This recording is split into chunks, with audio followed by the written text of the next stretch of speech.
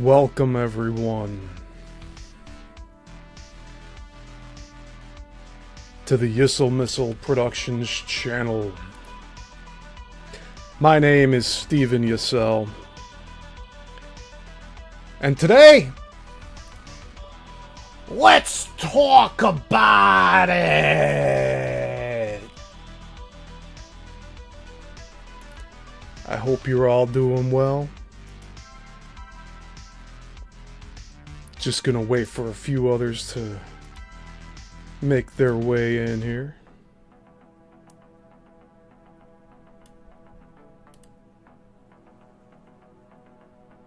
How y'all doing?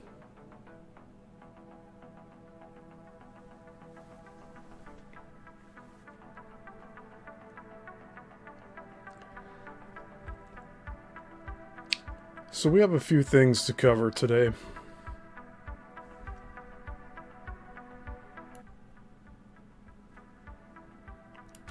We will get to all of them.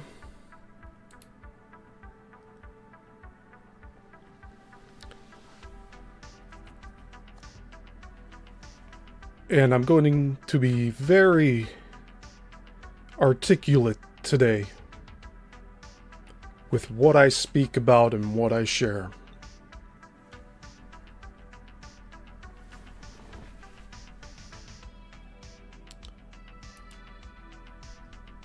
So, first and foremost,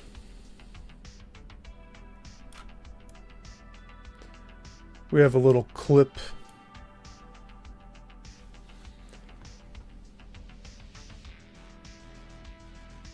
I watched some pro wrestling review live streams, and an interesting subject came up. So we are going to watch that clip.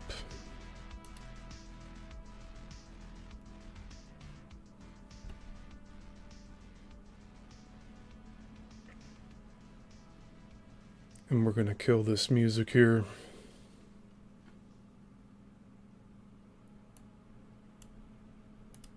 All right.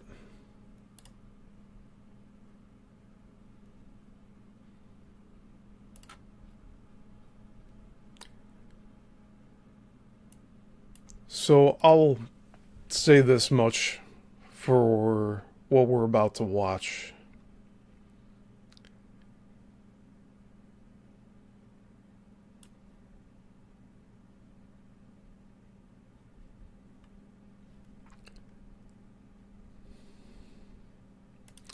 It's 8 minutes long.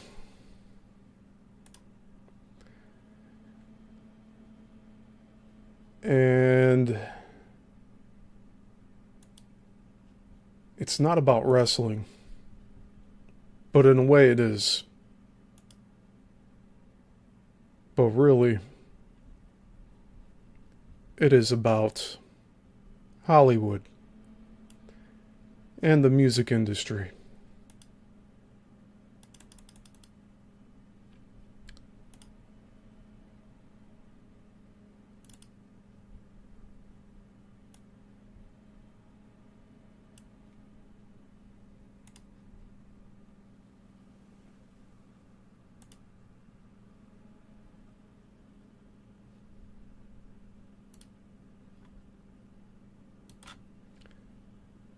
Okay.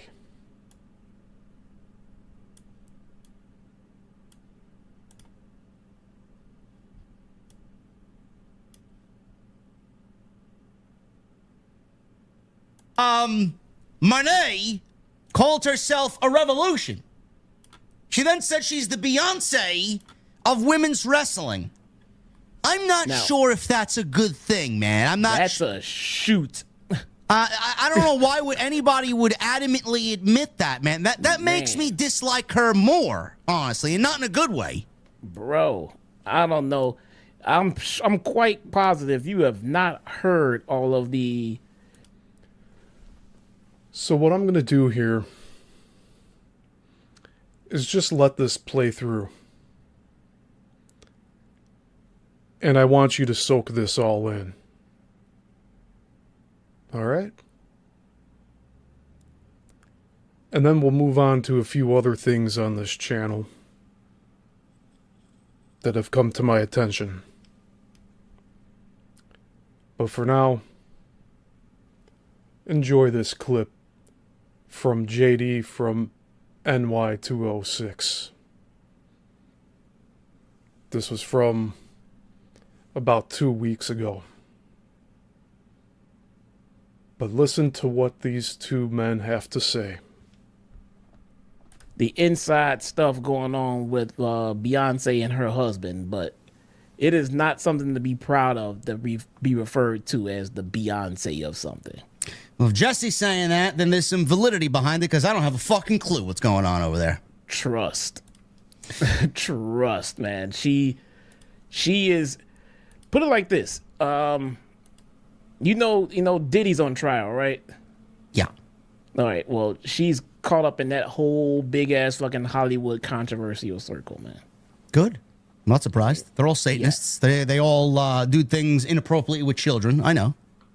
All of them. She is being accused of some shady business shit. You don't want to be called the Beyonce of anything. I don't know why she would refer to herself as that. Nope. Yeah, there's some serious shit going on over there, man. Hollyweird is what I call it. They're all fucking scumbags. They're all sick people. The things that they do and the stories you hear about the children gone missing, man. It's all these people, all the Hollywood elite. So I don't like that reference at all. Yeah. I think Beyonce and Jay-Z and all those people, P. Diddy, just disgusting human beings. So that does not make me like Mercedes one bit. Yeah. So and look, before you know, people come to my DMs and how could you be saying that stuff about? I know what Jay-Z has done for the rap industry. I'm aware. I know just as much as you guys do, but I'm not fucking stupid and I don't blindly follow anybody. I've said that once. I'll say I don't blindly follow anybody, bruh. If you just look at some of the things that these people do and the hand gestures that they make, man, and the things that they wear and the symbolism that they go out there and portray in public, it's all Satanism. It all is. I don't want to get started on the conspiracy theories, but these people are evil. These are evil people. They don't give a fuck about you. How do you think they got to where they got? You cannot do that as a normal human being. You have to give something and get something in return. That's the way that I look at it. These people may be influential. They may be, for the music industry, some of the top performers of all time. How do you get there? What are you doing to ascend to the heights of someone like that and the status of someone like that? It's amazing that you say. It happens in pro wrestling too. What do you think Vince is innocent? Vince is just as guilty as anybody for the fucking billions that he's accumulated. Yeah, I'm gonna send you a YouTube video of exactly what we're talking about. You can watch it at your leisure one day, or not. But they talk about that, and some of the celebrities who didn't make it as big as these guys, talk about what they had to pass on and what happened to their careers when they said no. They get blackballed, they get shunned. Some of them have lost their lives. Yeah. I mean, bro, I hope everyone here understands. I've never once have been referred to as a conspiracy theorist. So I'm telling you right now, the stuff that I've heard is fucking frightening, man. And it all makes sense. It all makes sense. Beyonce won Best Country Music Album of the Year. Sure. Give me fuck is... Sure. Give me what? And a country bone in her body, bro. Man. You kidding me? Man. Wrestling is a satanic industry. I don't have to mention to you. Look at Vince. Look at the way that he's done things. Look at Brock, the beast incarnate, Satanism. The revolutionary, the Seth Rollins, the whole fucking the Messiah, satanic. The left eye symbolism, satanic. Aleister Black is a take on Aleister Crowley, satanic. The almighty Bobby Lashley, that is shunning Jesus Christ, satanic. The Game, the King of Kings, Triple H, is satanic. When you realize that Satanism lives in every aspect of what you do, whether it's music or the spotlight, the celebrities, pro wrestling, sports, people making weird hand gestures, people throwing up fucking all this other shit. It's all Satanism. The entire Super Bowl halftime show is all Satanism. That's it. It's nothing but more than a fucking satanic cult fucking get-together. Oh, that's all it is. So the more you people realize this, it took me a while to realize this. And I have my brothers to thank for that. And I don't want to go off on a fucking beaten path here, but, you got the discussion started with Beyonce. Beyonce and Jay-Z are the two fucking biggest Satanists in the entire industry.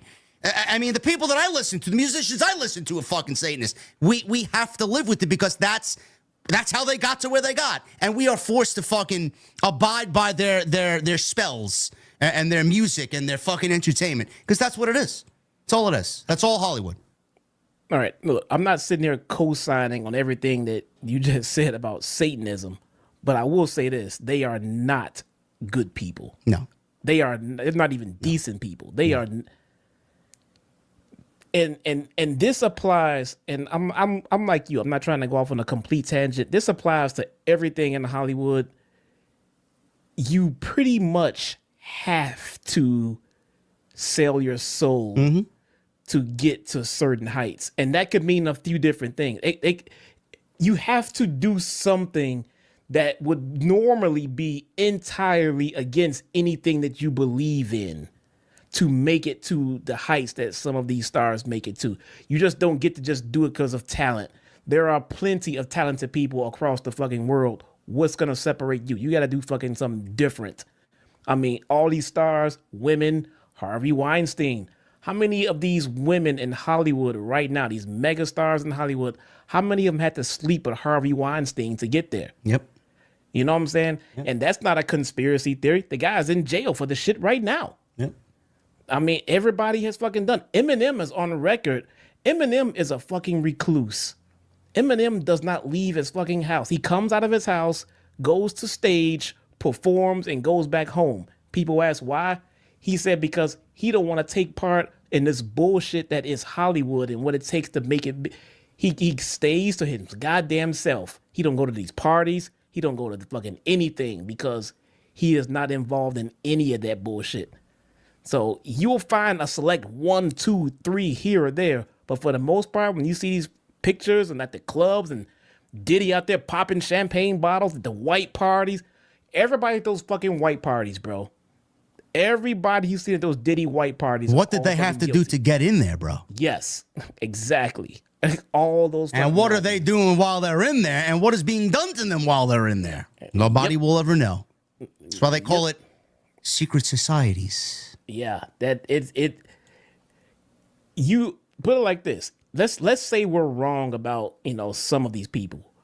We are more right about most of the people, and we're wrong about a small percentage of them. Yeah. Most of these people are exactly the way that we're fucking telling you guys right now. Yeah, they're all pieces of shit. They're all evil. So I didn't like that. I found that to be just very, I would very not call off-putting. myself the Beyonce of anything. No, that's an awful look for her. She said to Hater, she's looking straight through Hater like the glass doll that she is. Monet always gets what she wants. Shoot. And what she wants is going to All In to become the AW Women's Champion. So she's basically told you what she wants. She told Tony what she wants, and she's going to get it because Tony's not going to tell her no. All right.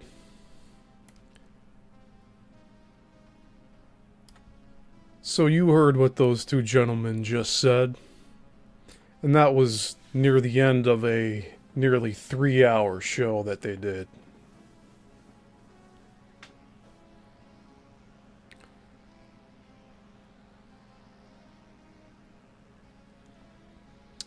The Hollywood industry and music industry are built upon Satanists.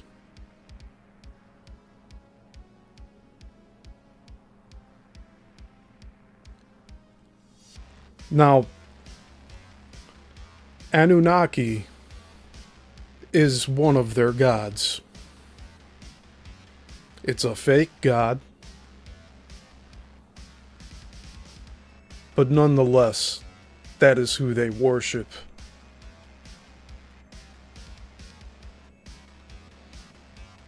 They make people with morals go through programs to remove their morals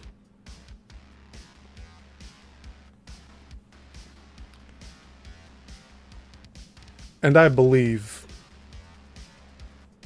that some of them are trying to purchase my created content to pull it off the internet for good. And I'm saying right here and right now that my soul is not for sale.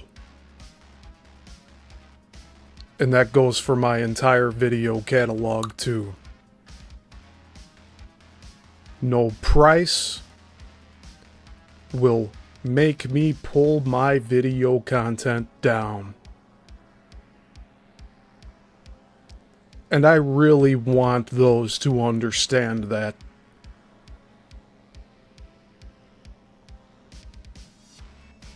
Now you may be wondering why am I saying this? Steve, why are you saying this?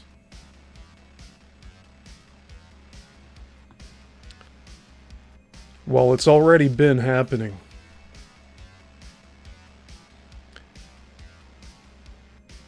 If you've noticed at the beginning of this live stream, we had a brand new account. A brand new account made today pop up in the live stream. What's this show about, they asked. What's this show all about? Well, clearly they are playing dumb.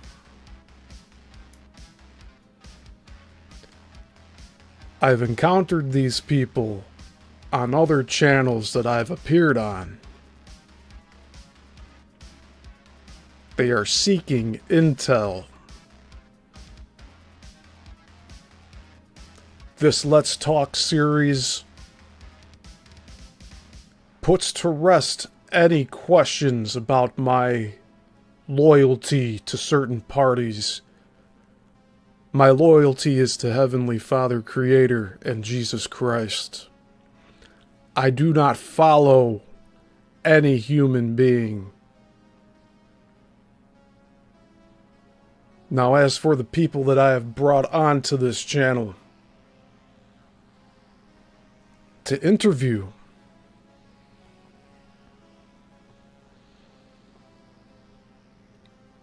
we do not know where their loyalties lie. Because clearly, I am nothing more than cannon fodder to them.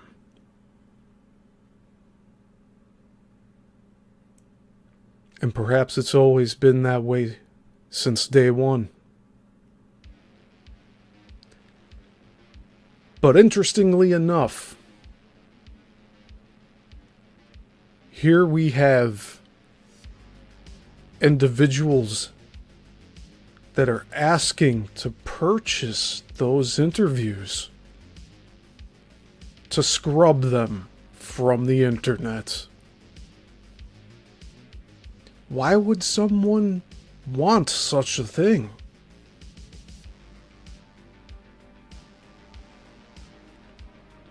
Or is it some group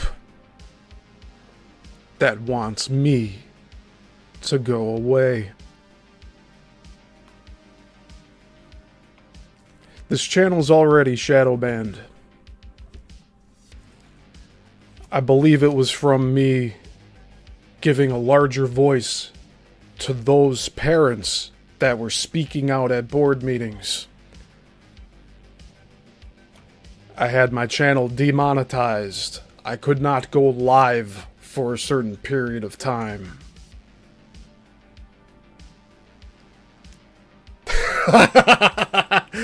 Jason, clever wordsmith here today. I have people pretending in this chat that they do not know what they are watching. I have people in my emails sending me legislation.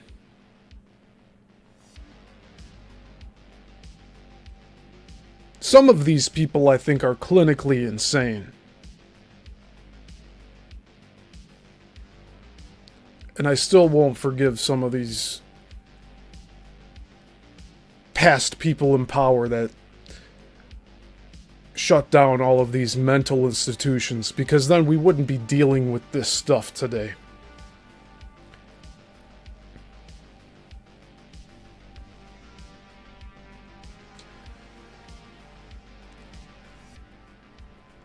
But we have people that are trying to buy me out. Grandiose claims of getting paid and signing contracts and wanting... Oh, here's another good one. An ultimatum of 24 hours to give a yes or no answer. You know what I said?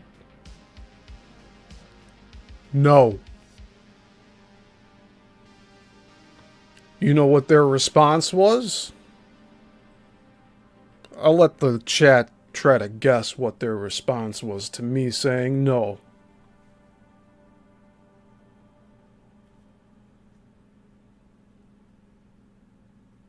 Yeah, I know. They're probably here watching right now.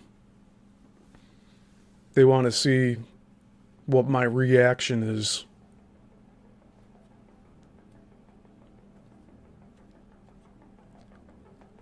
The slimy scum of the earth. Beating around the bush. Why don't you people just come out directly and say what you want? All of this pretending, wanting me to call them by different names. I do not play around here. I'm out in the open. I am not anonymous. Oh yes, Texas. When I said no to these people,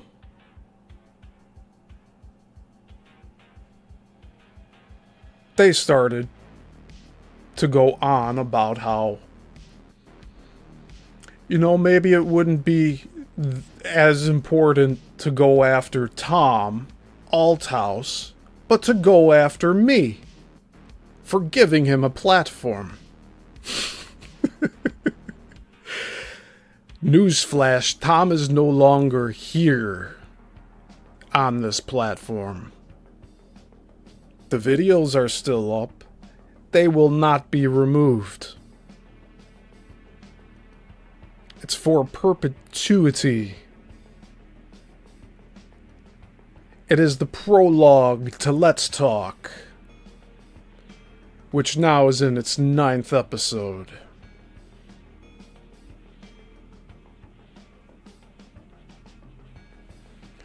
I'm going to say this once again.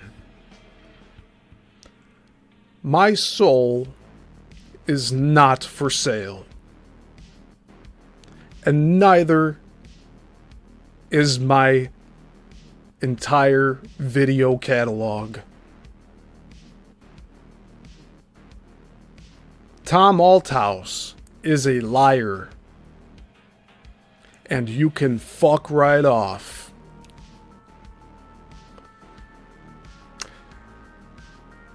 These people are incredible. They will try to say anything to get a reaction out of you to use against you. And I want my viewers to know that this is ongoing.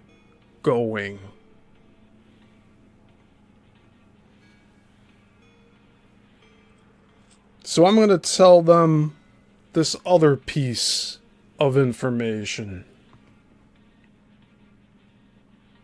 If you take this YouTube channel down, you're not getting rid of the videos.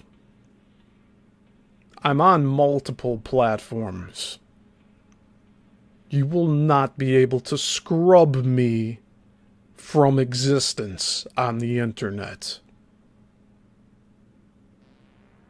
In fact, everything that I have previously published is on the video blockchain of Odyssey.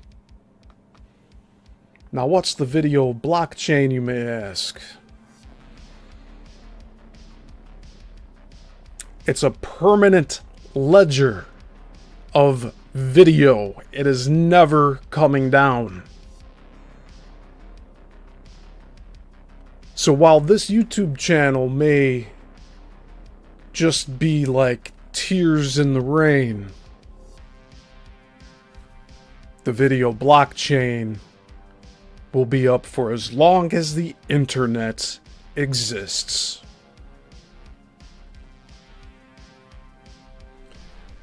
You are all foolish for trying to slyly come after me.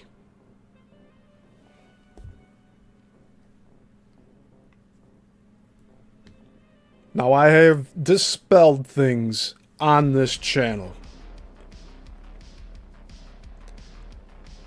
Very disturbing things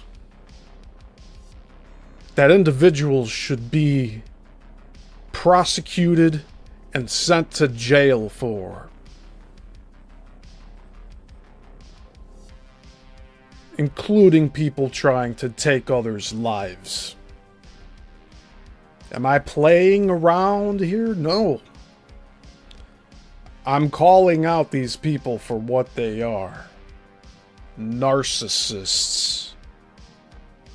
Cold-blooded narcissists. They love attention. They hate responsibility. They have zero self-reflection. And they have all of the ego in the world.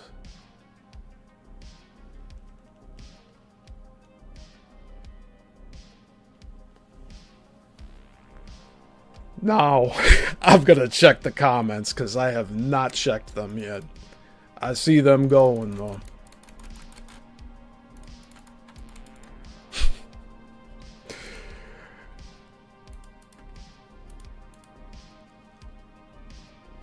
Jason H., I think you win the comment of the day here.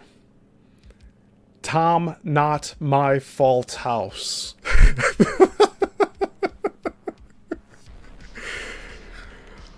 Whew.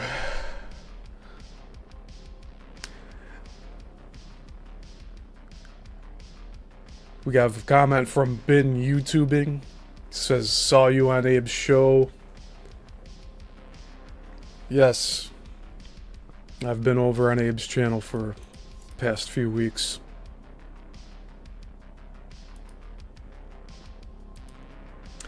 And thank you, Beyond the Box.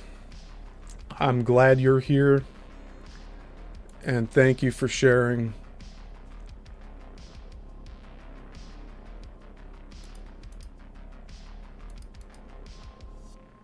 And yeah, Joel, these people just need to piss off. So, to go into a little more detail here, they told me that they were preparing legislation, or litigation, shall we say, litigation, to prosecute Tom Althouse. And that they were the ones being talked about, but Tom was going in a roundabout way about it. By never mentioning them by name.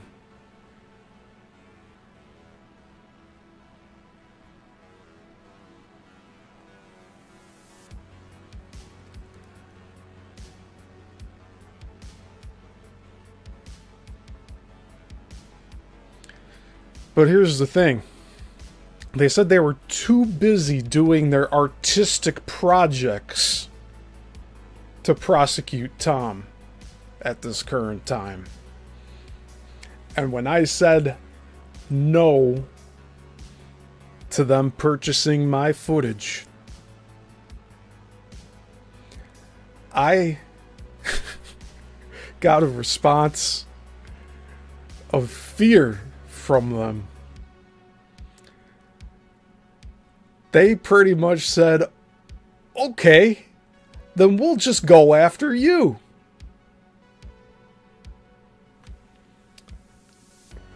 So, I humored them a little bit. I said, why focus on me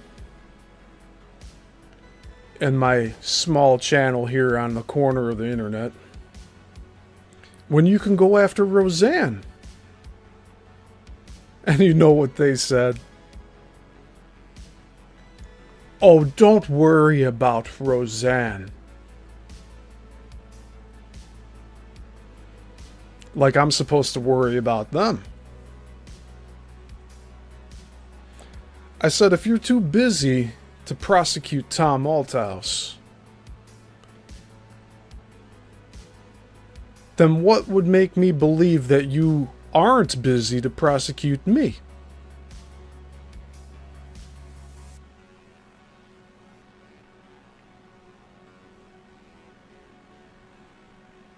They didn't really think that one out when they prepared this. I don't know what you would call it. They were trying to blackmail me. They were trying to get me to tell them intel. I've seen this before with people. They go and try to seed keywords in to trigger you so that you will divulge information. Everything that I've shared on this channel is still public. And if you watch from part 1 of Tom Althouse's interviews all the way through today's show of Let's Talk, which are all on the same playlist, you will see that I do not have contact with Tom Althouse any longer. That was his choice. And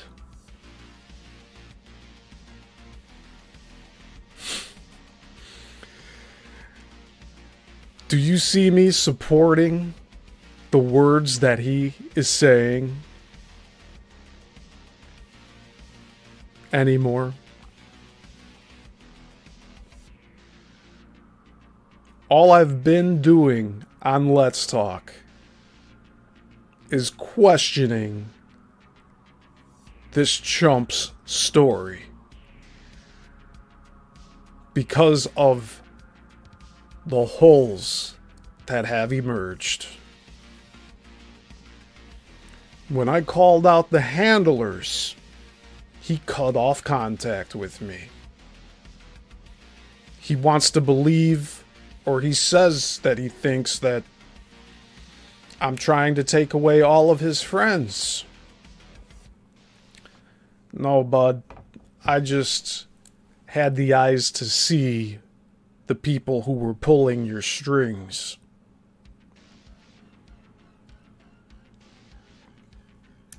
And it's unfortunate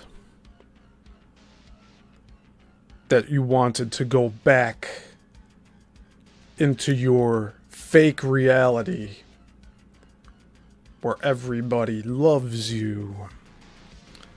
Now, don't get me wrong. Everybody should love everybody.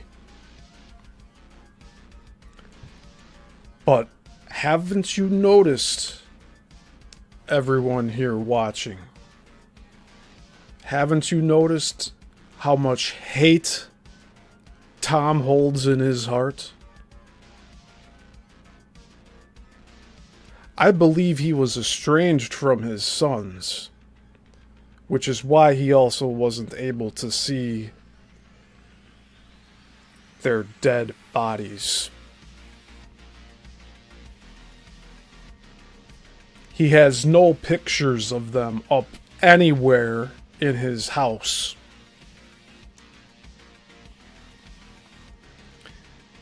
This is the linchpin part of his story that he always goes back to when he is questioned about the details that he is divulging.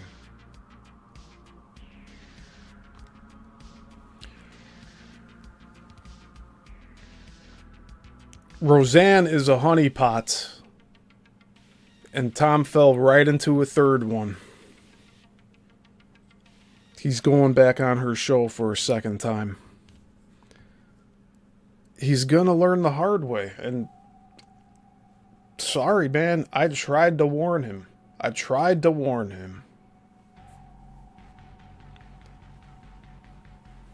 What's that saying? Right down Primrose Path.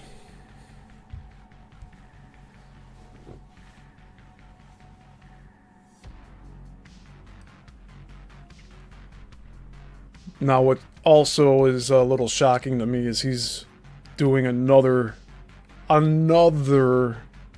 UFO conference. The guy that's never claimed to have a UFO experience is going to be speaking at a UFO conference. That's like inviting someone to teach a knitting class at a pro wrestling convention. They don't fit in. But Elon Musk, Neuralink. We've already dismissed that with Ghost in the Shell. Ghost in the Shell, along with a lot of these other anime projects from the 80s, already used this concept. And we went back even further than that into the 70s to show that Philip K. Dick was even talking about how he believes we live in a matrix. And Tom claims to have never heard of this interview from Philip K. Dick, but it's been around for nearly 50 years.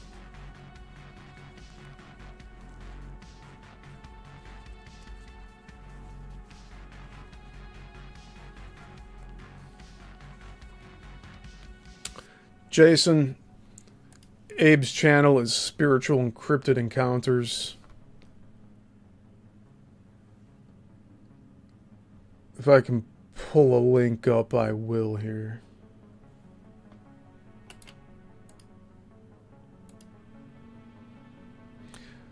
But you know,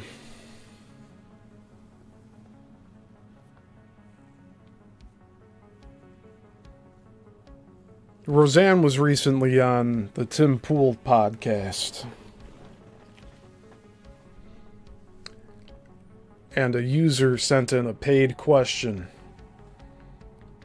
asking, who do you think is really controlling the United States government? They named off the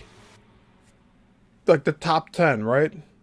But they didn't name number one. It starts with an I. They absolutely refused to bring up the tiny hats.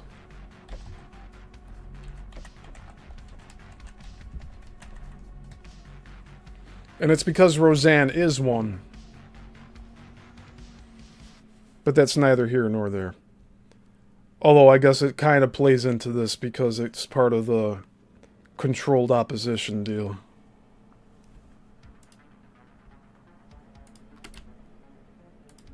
You have to wonder why Tom Althouse is so starstruck with Roseanne. And the people that helped him get on that show, he no longer speaks to either.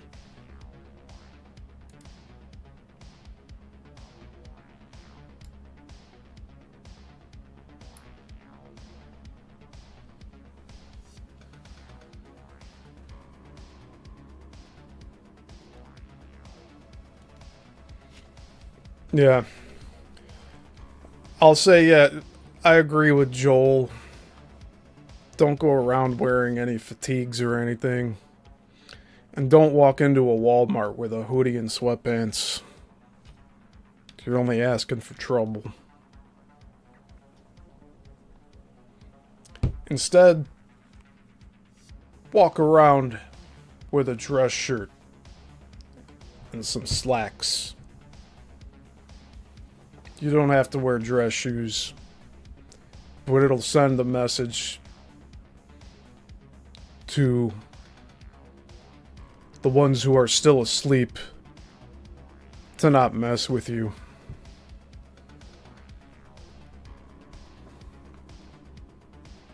Otherwise, they'll pull you into their matrix. They'll try to. They'll do their best. But one thing I've noticed is the way that you dress really dictates how much people choose to mess around with you or not. And that goes for things in public.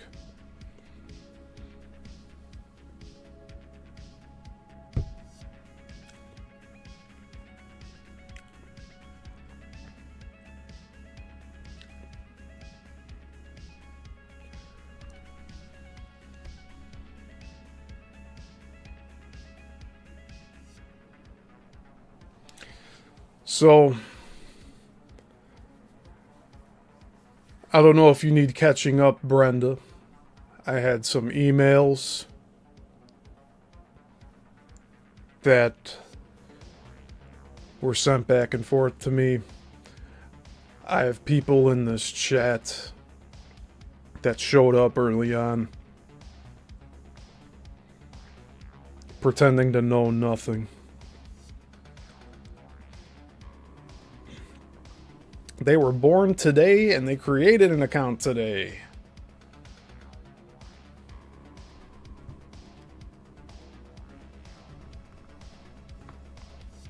I don't play these games. I don't play them. I'm sorry. Maybe 5 or 10 years ago I would.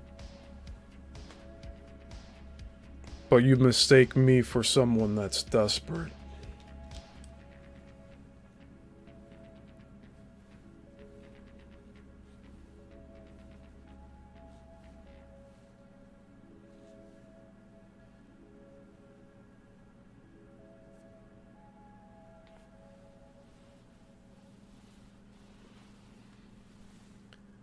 Yeah, so I also had another email. Someone emailed me anonymously about the penny videos and how I should make memes of them and everything. Yeah, where am I gonna post these memes?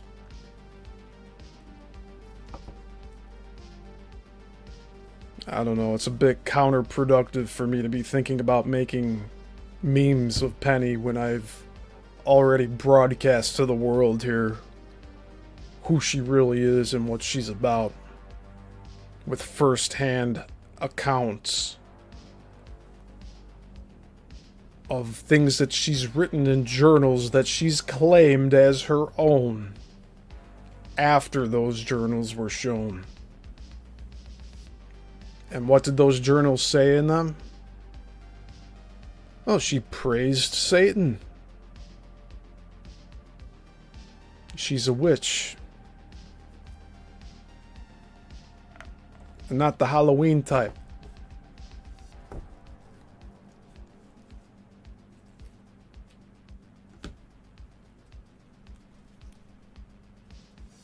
No, I've already exposed her here. What am I going to do? Replay the video here for new people to watch?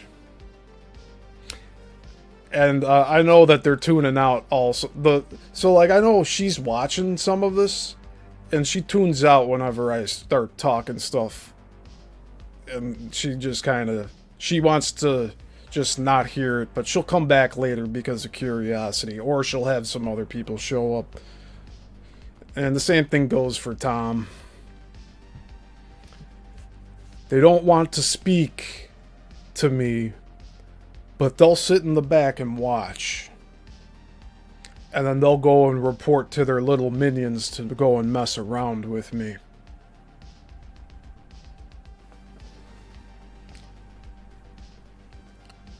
So I'll say this again. I'm not going anywhere. All of my videos that are up, that I've produced, that I've created, they're not going anywhere.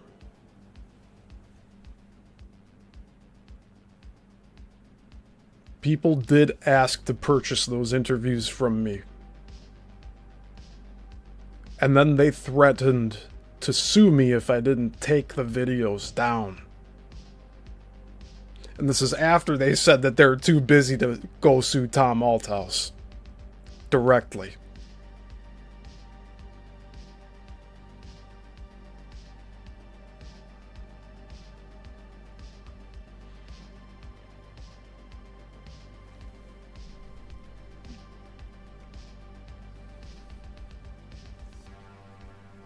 Yes, Beyond the Box.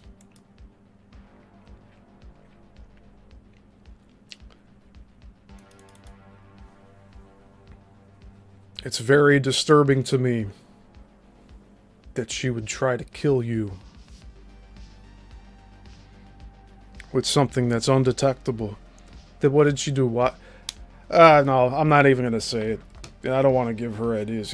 Also, these people can't think for themselves, so they'll take any feedback they can get from those that can think for themselves. And I'm not going to entertain any ideas for future projects for her. But for what she's already done,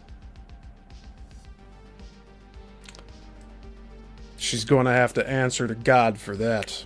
And I'm not talking about her government of defense that she worships. I'm talking about the Heavenly Father Creator. Thank you, Woo.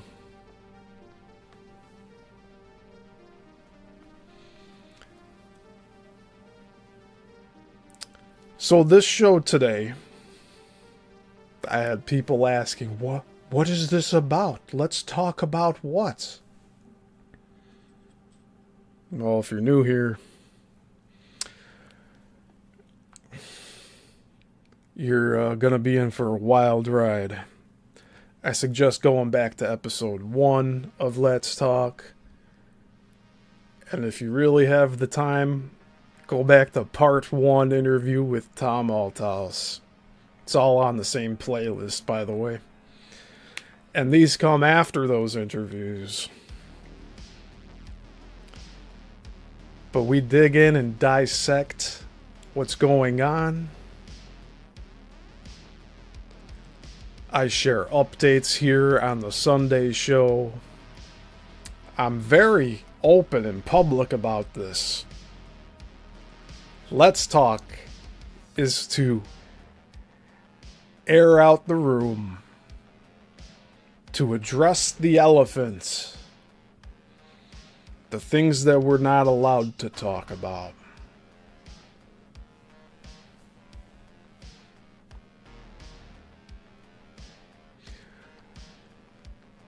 All right, Joel, you go wrangle those horses.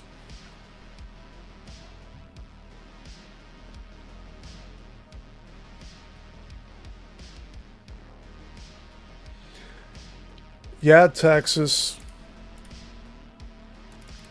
I know Tom Althouse is not happy that I haven't just scrubbed our entire 2.5 years of content off the internet. It's not going anywhere. And I said it before and I'll say it again. If you think taking this YouTube channel down will do that, you are sorely mistaken. I have other content outlets, including the video blockchain, where it will stay up indefinitely. And the world will see just how two-faced all of you narcissists really are. And you can go cower in the corner and you can go cry about how evil I am. There's not an evil ounce in my body right now. Every day we need to tie, bind, and rebuke evil in every form and in every way necessary. In the name of Jesus Christ. I banish you from here. But I know you'll scurry your way back in, time and time again, asking for a whooping. And I'll give you that whooping. That verbal kung fu. All right here. You better watch out.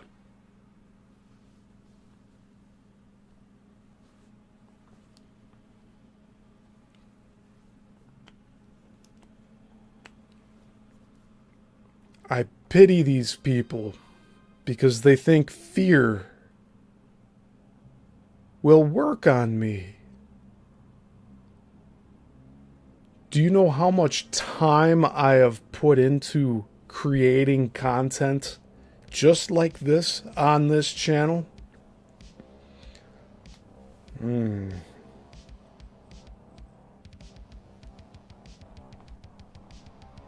I will let you know that nicotine is the only substance that I consume. Besides nourishing food and water and all of that. I do not drink alcohol, and I do not partake in any drugs or any paraphernalia of that matter. So you could rest assured that I'm delivering you all of this information with a clear mind.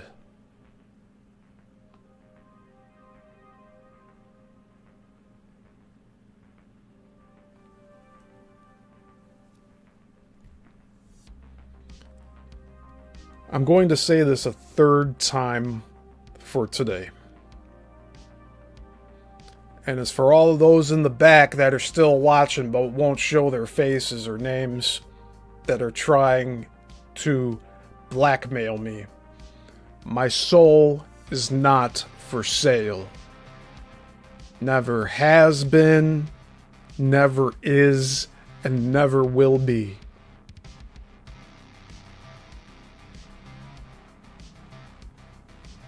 Think you could buy my video content and ask me to remove it?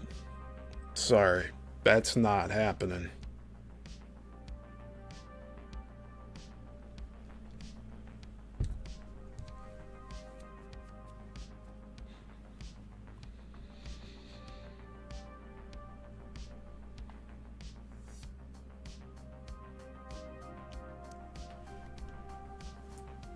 So this didn't take as long as I thought it would to share, but I'm glad that you all are here to hear me out and listen to what I have to say. I appreciate all of you watching, even those that are out here to take me down, because it just shows that I'm over the target.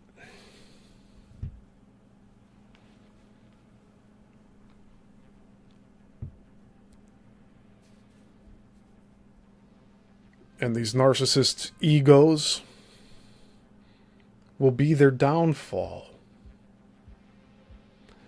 When the enemy, and see, I don't even make these people my enemy. They just choose to be enemies. They make themselves enemies. But when the enemy is making a mistake, you don't try to correct them. You let them continue blindly doing whatever they're doing. Almost like an NPC operating without a conscience. The same repetitive threats over and over.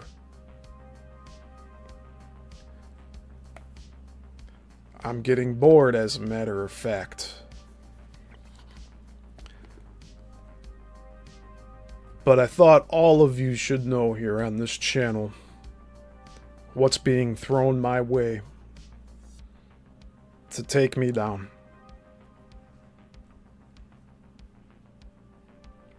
And I refuse to kneel before anyone but the Heavenly Father Creator. Now these people, they can have their Anunnaki, they can have Baal, whatever the heck. They can have it all. Go ahead. Go do your thing, whatever you're doing. Keep me out of it. Did you all know that Tom Malthouse used to be a Freemason? Yeah. That one kind of slipped through the cracks. Yeah, when he was with Pat Robertson in the 80s. But, you know, that's not really important today. What's important is that all of you know what's going on now. And I don't anticipate any of my content to be removed. I'm following all of YouTube's terms and guidelines here. In fact, I'm being very amicable with how I'm presenting this information. But I approach all of this with a matter of certainty and a basis in fact.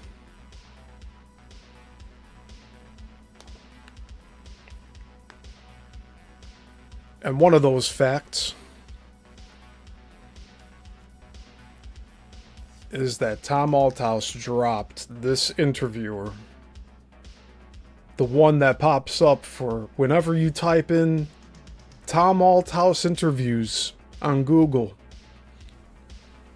The whole first page is me. Why would you abandon that, Tom? You see, Tom knew what I was doing with these algorithms. He may have forgotten about it, but the information was shared with him. I had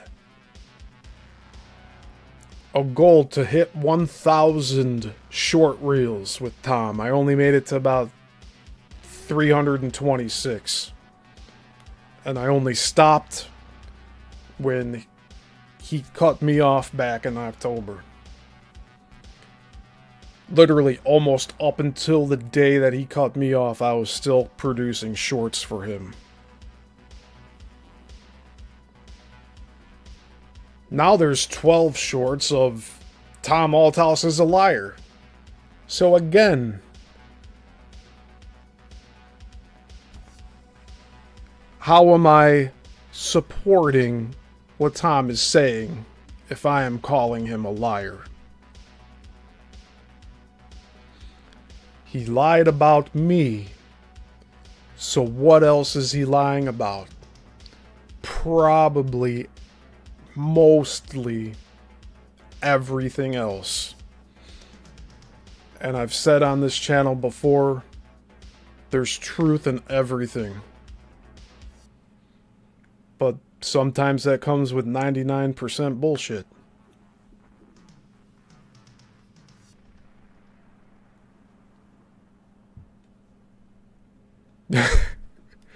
That's good to know, Jason.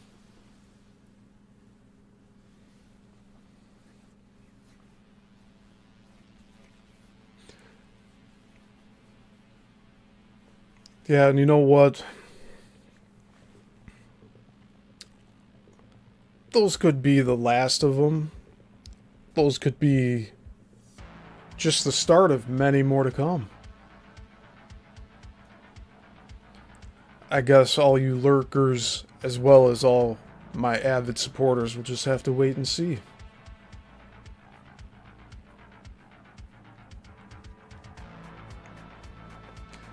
But I create content based on what piques my interest.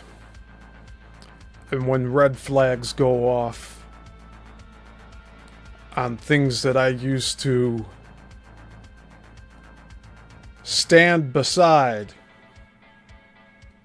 and support,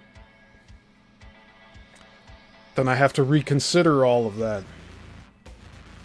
But again, nothing is removed. Everything stays in perpetuity. Sure, I'm able to admit that I can misspeak at times. I can get information wrong. It's part of what makes me a human. But narcissists cannot admit fault.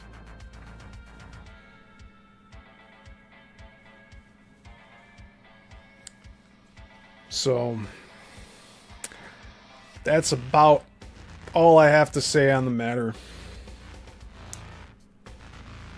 It's, I don't know, I feel like I'm getting a little repetitive at this point.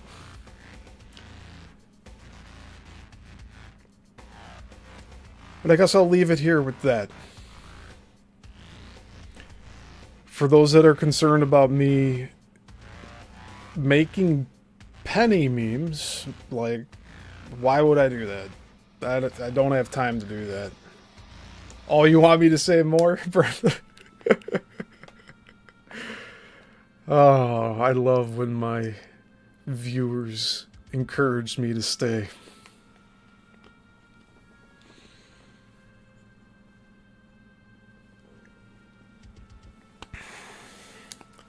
So, alright, I'm gonna talk a little more about this subject since Beyond the Box wants me to continue.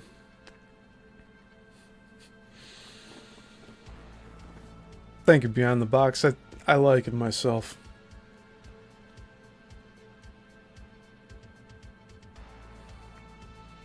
Ah, yeah, Jason makes a good point.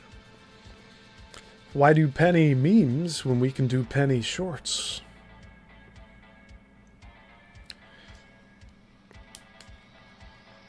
Now, this is all supposed to be in like a form of an expose here. This is not being petty. This is not just starting crap with people. This is setting the record straight. And many times in my past, I've had people come around and twist the stories on the actions and words that I have said. This even has happened when I've ran for office in the past.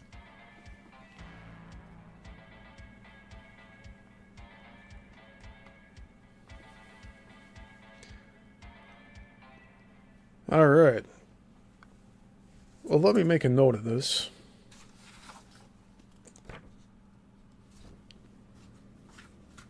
There we go. Oh, and I want to talk about a video that Susie showed me too, so just remind me if I don't get to that Beyond the Box.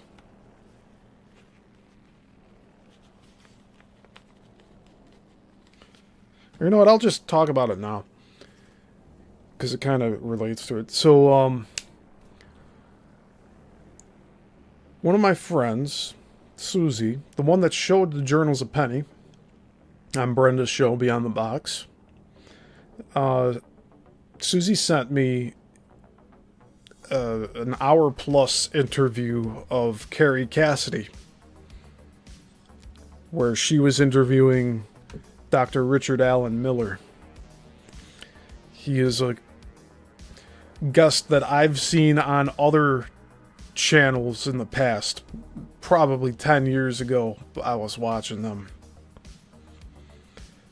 But Carrie Cassidy and Dr. Richard Allen Miller, they know each other. They've known each other for quite a while. But in the video that Susie sent me with them talking to each other, I noticed something really interesting.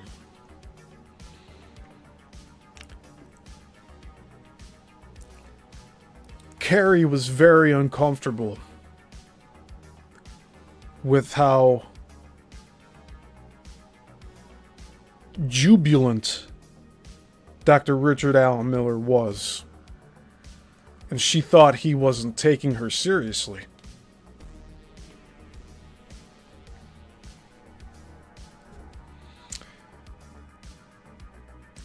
So, Carrie Cassidy is someone not to follow. But I think Richard Allen Miller is someone to look into. He has some pretty cool ideas. But stay as far away as possible from Carrie Cassidy.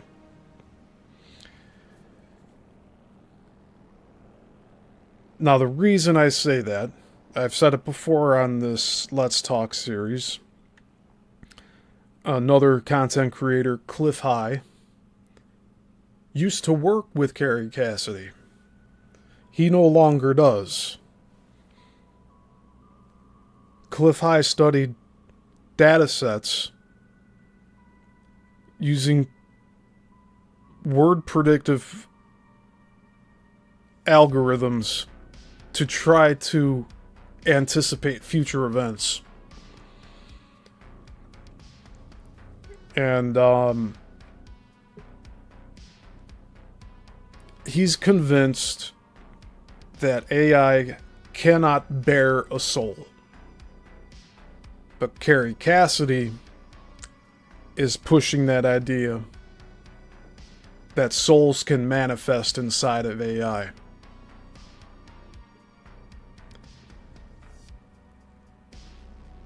And fortunately, I agree with Cliff High that they can't manifest inside AI. AI can be possessed by demons. That is a fact. But as far as souls like you and I, it cannot be created inside of an artificial construct such as what we're seeing emerge today. It's in its infancy.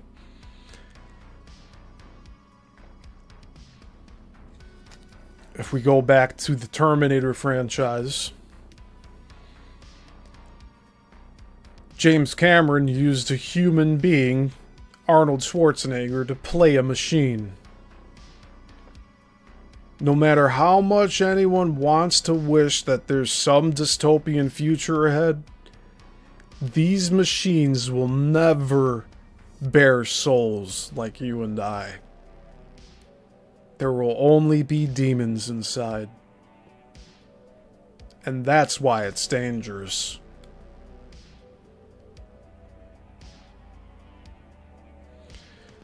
So what was funny about the interview that Susie sent me with Dr. Richard Allen Miller and Carrie Cassidy is that Carrie was trying to change Dr. Miller's point of view. And Dr. Miller's very guarded with how he divulges information. And I don't blame him. You have to be guarded when there's snakes all around you. But what he did share, and also something that I'm not new to, is that there's 11 dimensions that we're dealing with in this construct that you call life. And he did mention the Bermuda Triangle, that he believes there's a pool of black holes in that general area. It's the first time I've been hearing about that, and Any of you that's been following my channel this year know that I have my interpretations as to what the Bermuda Triangle entails. And as of right now, I can comfortably say that there's one of 12 major ley line points, points of cross sections. There's, out of the 12 that there are that have the most intersections, the Bermuda Triangle is one of them.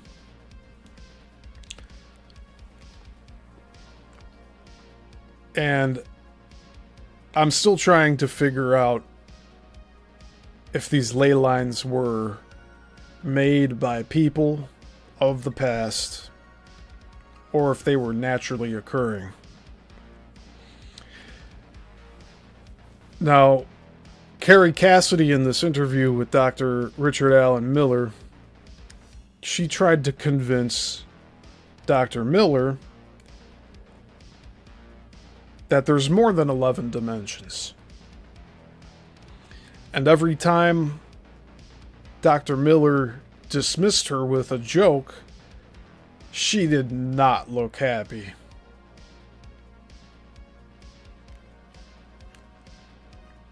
And I think she was hearing things that she wanted to hear.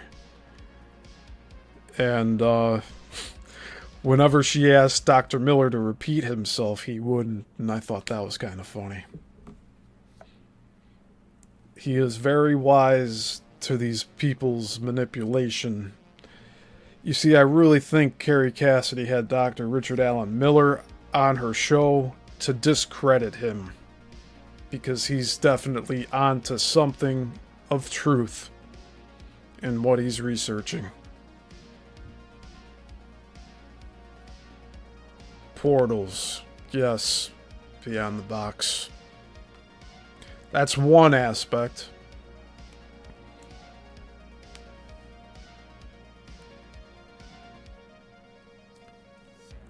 But I said before, some time ago, this reality is malleable. That's why I think it's important that you only think about what you truly want to happen. And you don't spend time thinking about the bad things that could happen, because that will only help manifest the things you do not want. That includes saying certain words. You speak it into the universe, and then the universe hears it. There's some people that don't want to believe that plants are sentient. Yet there are scientific studies, however you want to take that. But it's been studied that plants know when their owners have left the house and when they're coming back. Not unlike a dog.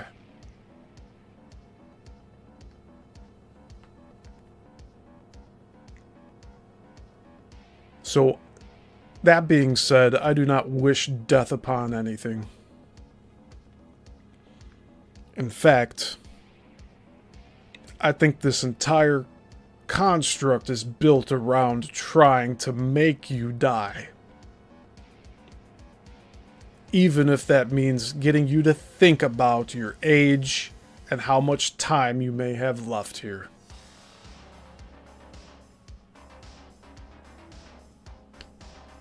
The way we keep time today is different from the past. The calendars are all different. Words change in books. Can't explain that. How is the matrix in the Bible? The word matrix refers to a series of numbers. like what's all around me on this screen.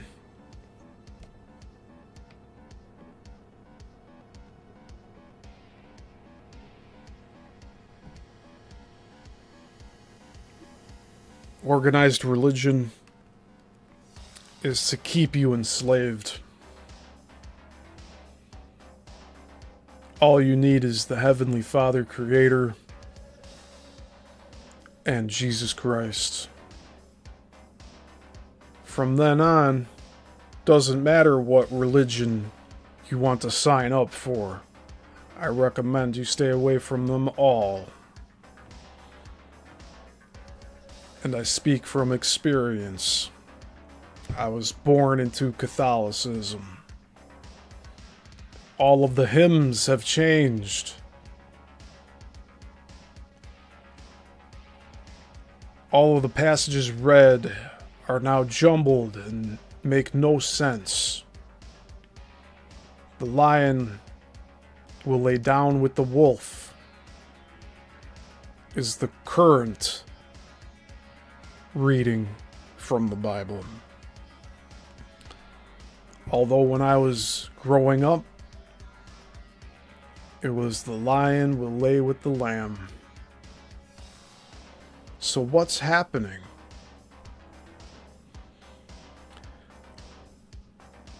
I believe this reality is slowly collapsing in on itself, but it's not the end of the world. There's bugs, just like in any computer program or any video game. This construct was built by Heavenly Father Creator, and we are made in His image, and that includes the power to create. We are creating our own realities. So to get back to Tom Malthouse, he's a perpetual victim. So he's creating that reality. He will never get past the second act of him getting justice. Time and time again, more people like myself will come forward and say, I want to help you. And he'll turn them away. Even after having them under his wing for years, he will flip like a switch.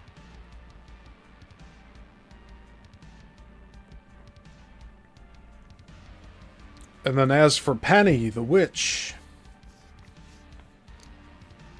all of those things she wrote down in her journal that she left behind, considered trash.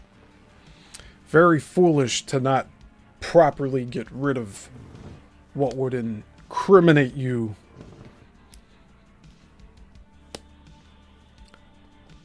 But the reality is she left them all behind. At a place she didn't even own. I don't know what I would compare that to.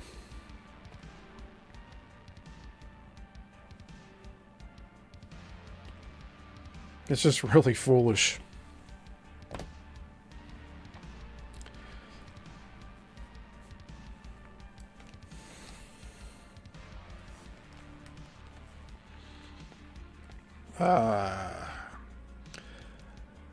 I can tell all of you are captivated by what I'm saying here, because you're not really chatting much. That's okay. It's okay. But yeah, the video of Carrie Cassidy and Dr. Richard Allen Miller, it's a good one. It has some good segments in it. I know why Susie sent that to me now. But as a rule of thumb, I don't watch Carrie Cassidy. And she's looking really run down these days. The, what is that saying?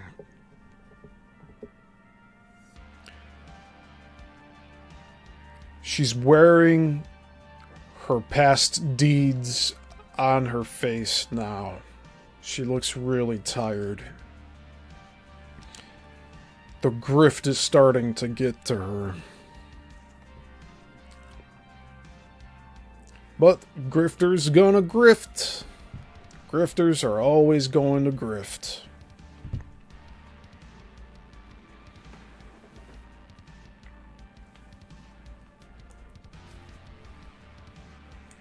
So Tom will be at a UFO conference in September. He posted about it on Twitter. And that's the only way I know about it. He just posted the other day, I think. I looked up his Twitter yesterday just to see what he was up to. If possibly the Roseanne interview went up. But I'll know when it goes up because my channel will get a huge spike in views. But that's not the purpose of why I had him on my channel. I believed he was a whistleblower. And now it seems that he's just a bullshit blower.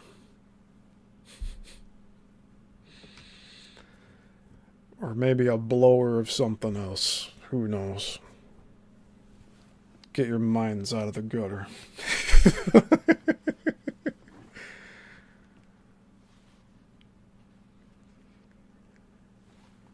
Yes. There's just certain things, because I read people's body language and all of that, and I can just see with Carrie Cassidy, there's something really heavy weighing on her mind that she's just not saying, but she's trying to get her guests to say. And she just seems exhausted. Maybe she should retire. But grifters gonna grift. Grifters are gonna grift.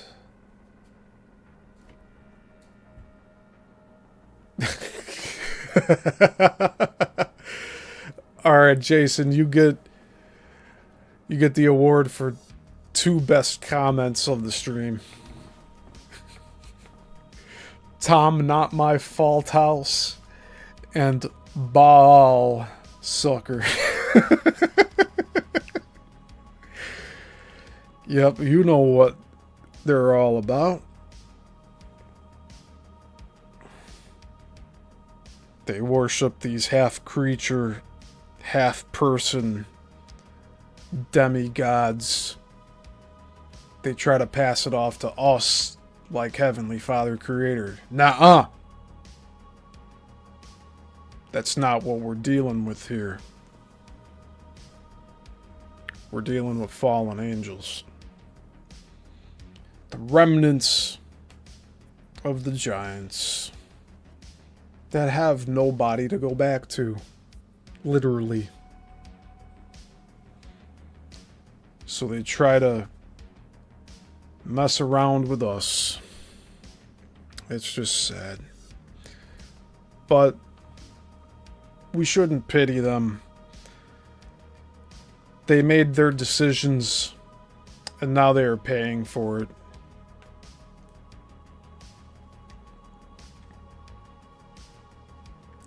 And I tie, bind, and rebuke all evil and demonic entities in the name of Jesus Christ.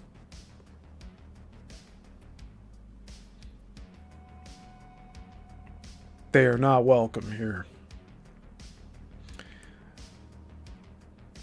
And those that are influencing the ones that are contacting me, I also tie, bind, and rebuke you in the name of Jesus Christ. You are not going to instill fear in me, and you will not make me remove my videos. Nor will you get rid of my videos. They'll always be up on the internet. And hopefully, if I get around to it, I'll put all of these on VHS tapes, too. Because why not? I got tapes that are almost 40 years old and still pristine picture.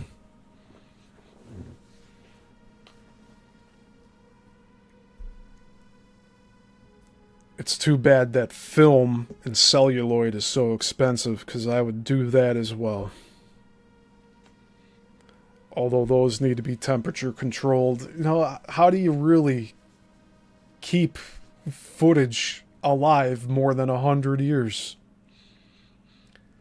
It might be possible nowadays, but if you guys have watched my Chicago film industry series, they lost like 95% of everything that was made at the infancy of the film industry, which started in Chicago. So, even if, let's say, one of my videos survives through all of this, I hope it's one of these episodes.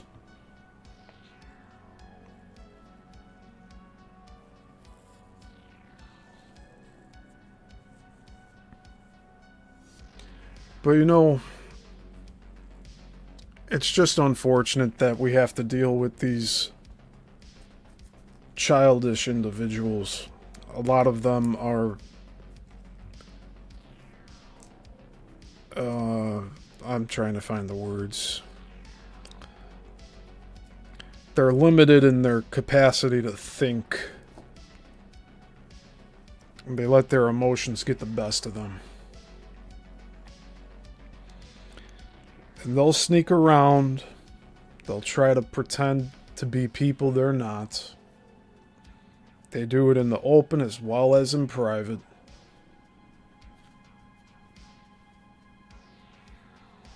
And unless they make that decision for themselves to grow and change, then they'll always be stuck that way.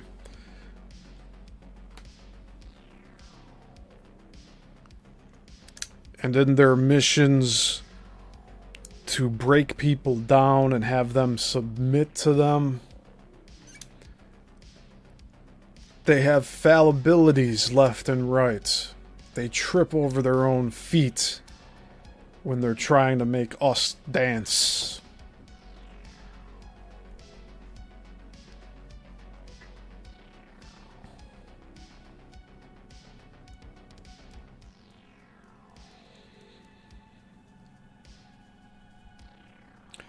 So I don't know if you've noticed here, I have opened up memberships for the channel. I will be making members-only content. So the only way you'll be able to access new videos for new projects, so like all the current projects are going to remain free. But for new videos on different topics that I'm looking into, those are going to be for my monthly paid subscribers. But you'll still get a ton of content like I'm putting out here today.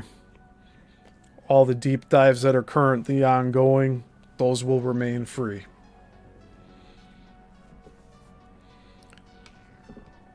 But as far as like film character breakdowns, analyzations, I'm going to take my time with those, and I'm going to present those to my paying members. And I really want to say I want to keep it that way and not make them public for free to everyone at a later date. But there's going to be a mix of those where we'll have member-only videos that'll eventually go to the public after a period of time. But there will be some videos that will remain behind the paywall. And again, that's to incentivize all of you out there to support what I'm doing here. So that's all out there. I also have super chats, which all of you can choose to donate whatever you'd like at any time. YouTube takes a small percentage of it, but I will get a payout of it eventually. And I will reinvest that into this channel. Whether it's new books, new equipment. But as of right now, I have all the equipment I need to do this for all of you.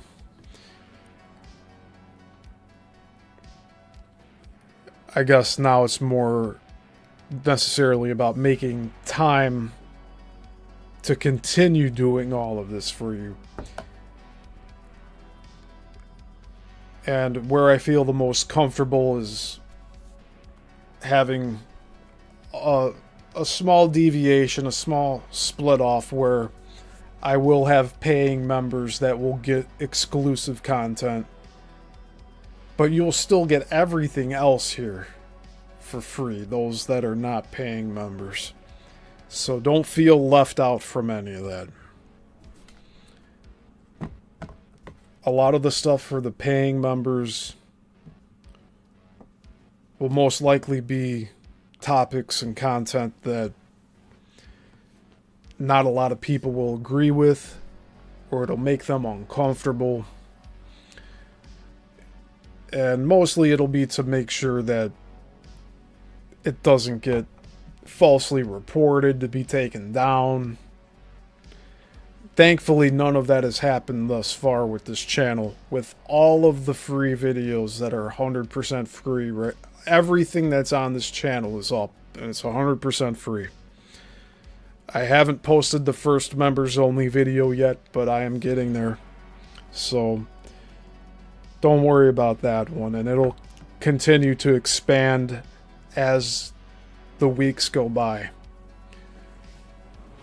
I have a monthly goal for myself to produce content for everyone. Both what I'm doing now with all the free live streams, and then also with the members only content, which will most likely be the heavily edited, well put together, hearing me speak, seeing other images on the screen, that sort of deal. Music involved, like the white bad audio here. So that's all coming together smoothly. But it is a lot of work running this channel. I used to only put 1 or 2 videos up a month, and now here I'm doing like 5 a week. Plus I'm on Brenda's show, I'm on Abe's show. Could say I'm almost at like 10 shows a week at this point. But I'm not complaining. I enjoy creating content. And I know that there's a lot of people that don't have that gift and ability to do so, which is helping me continue this process along. You know, it's like, you know, somebody who's very talented on a musical instrument, and it's like, man, I wish I could play like that. Well, in this arena, I am that person that people say, I wish I can do that. And it's not me gloating. It's just me accepting that I do have talent, and I will use it for good. And while that may be a relative term to many people of what good is, I'm not trying to, give a dichotomy here.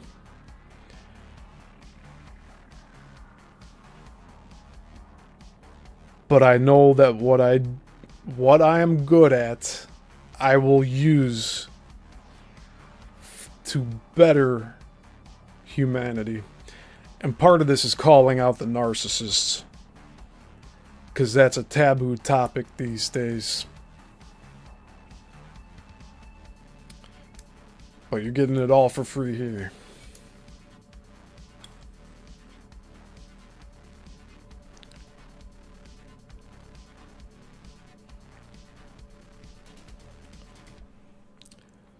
So far, with the Coral Castle Deep Dive series,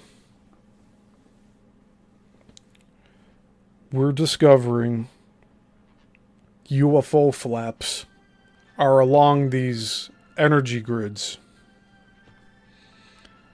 I also played around with a ley line map. There's a website for it. And I saw that the Bermuda Triangle has a lot of these ley lines intersecting. And one of the ley lines runs right underneath Homestead, where Coral Castle resides. In fact, Florida City was closer than Homestead, and Edley Skolnick built his Coral Castle initially at Florida City, but then moved it to Homestead, including the Polaris Stone. This guy had this multi-ton sculpted pillar that was trucked over to his new location, and he set it back up on his own without anybody seeing how he did it. And that's what the Deep Dive series is about, trying to see how he did all of that.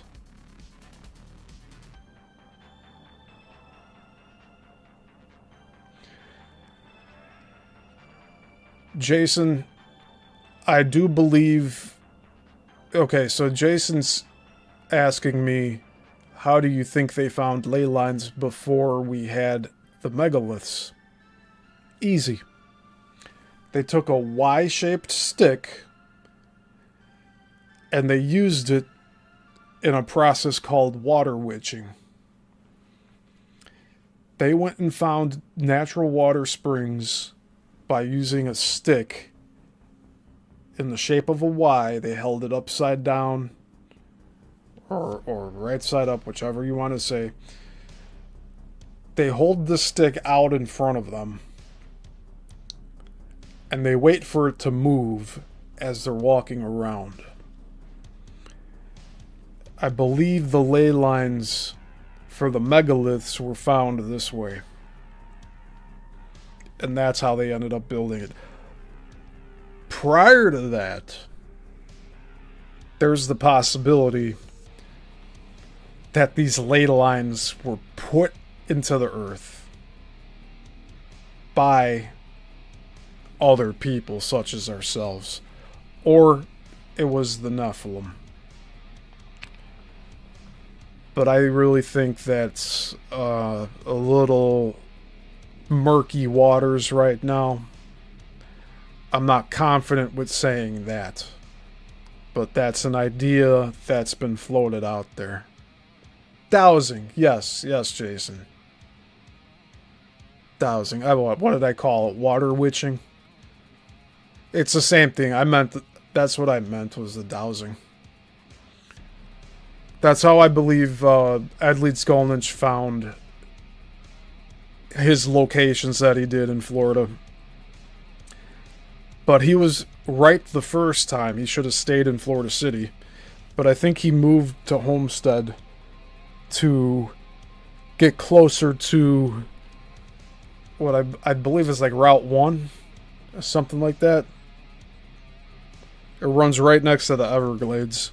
He wanted to be on a heavily traveled road so that he could have the maximum amount of people passing through to visit his castle, where he could show it off and get oohed and awed And he never told anybody how he did this stuff.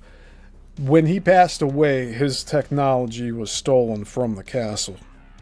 Nobody knows where it went. Pieces remain. Hi, John Lopez. Welcome to the stream. So while I cover Coral Castle on Tuesdays, on Thursdays I cover the Bermuda Triangle. And the Bermuda Triangle is where we're finding all these UFO flaps that are occurring along these ley lines.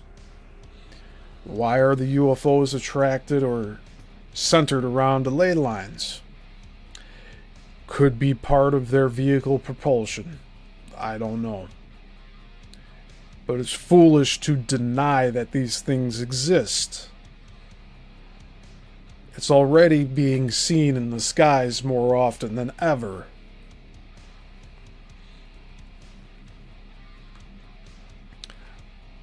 But I do believe it is all local. These are interdimensional beings we are dealing with, not from outer space. They reside among us.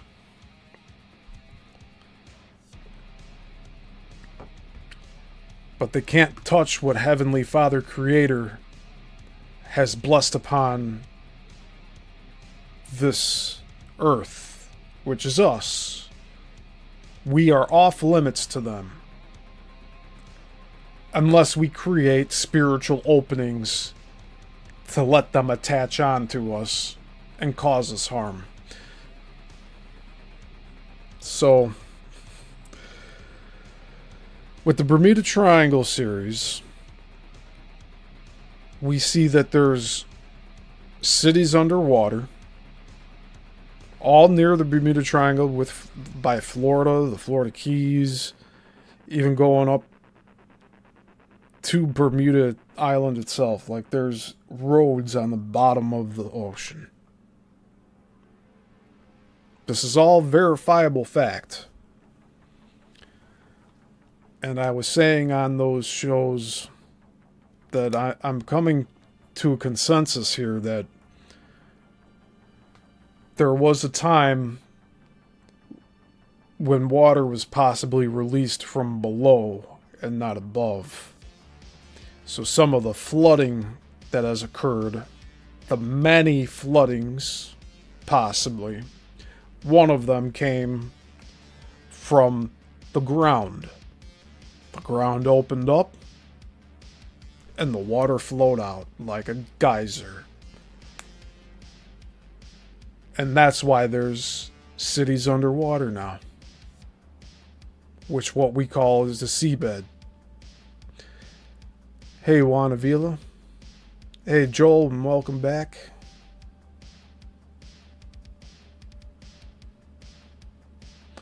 Very cool. Yeah, we're talking about my deep dives. So yeah, disappearing ships, disappearing planes. There's also a naturally occurring chemical reaction. You go through about 7 different reactions and you have methane in the oceans, along with mercury. And mercury, when shaken, if you have it in a vial, picks up radio signals. And we've heard of these stories of these people on boats. They're around these crashing waves. Now let's add this other factor into the equation. There's mercury in the ocean, and it's being shaken around. It's receptive to radio signals. So that explains to me, partially, why some people have heard voices in the middle of nowhere in the ocean when they're sailing out there. But they've also had direct conversations and sayings said to them. Like, jump in, come join us. Who or what are saying these things to them? Is it from far away? Is it picking up a radio station on the East Coast and they're just hearing whispers and stuff?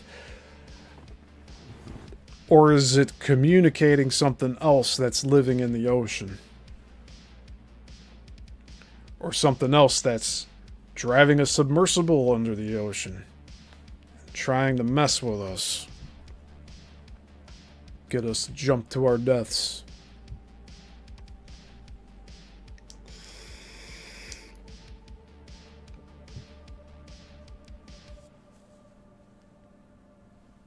Oh no, not rain in Florida. Thanks for sharing the weather, you guys. Yeah, it's 77 degrees here in Niles, Illinois. It is partially cloudy.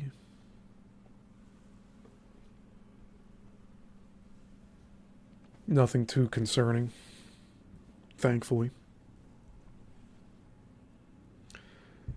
Yeah, Jason.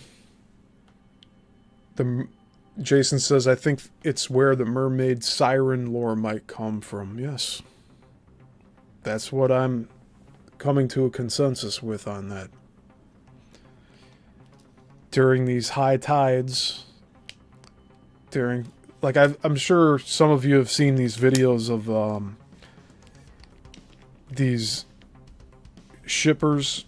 They have like the containers and everything on them, but they're in these waters that are so violent with the waves that the ship's going almost vertical to get over the waves. When you have that much activity happening with the water, and then you add in the fact that mercury transmits radio signals when shaken around, it opens up these questions as to what these people on the boats are hearing. And then also these pilots that are, I mean, they're getting blocked from their flight path by some of these UFOs. They ask for permission to fly into higher airspace, and they disappear without a trace. They vanish off the radar. No black box found. There's also been planes and boats that have been found where nobody's on them, where the cockpit to the plane is locked and the keys are out of the ignition, nowhere to be found, and there's nobody inside the plane anymore. So it's not that these vessels are going missing, the people are going missing. And where are they going to? It's very fascinating to me. And the more I look into it, the more questions I have.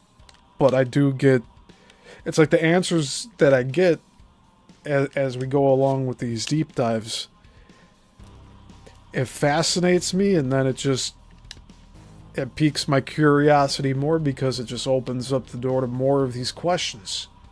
Well, then what about this? And what about this? The very thing that Tom Althouse didn't like me doing. Questioning things.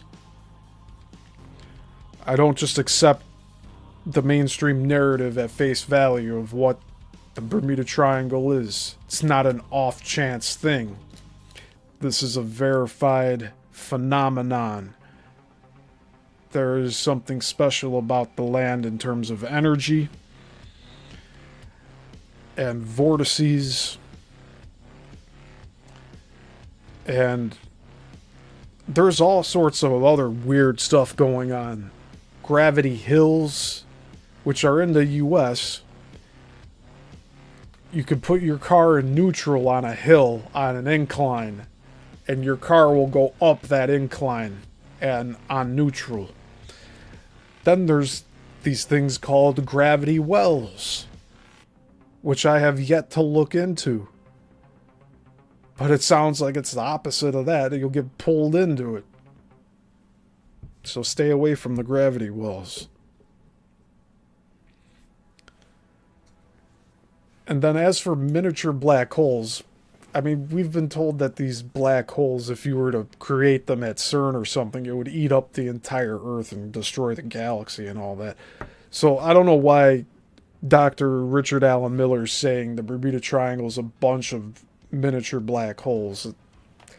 It just sounds convenient to give that answer, but maybe that is the answer. Who knows? I don't know. At least I can admit that I don't know, but I'm looking into all of this stuff. And Adelaide Skolnick of Coral Castle claimed that he knew the secrets of the pyramids, of Stonehenge, of Easter Island, and other researchers agree that Coral Castle is in that realm of talk. The pyramids of Giza, Stonehenge, Easter Island, and Coral Castle, the megaliths of the world.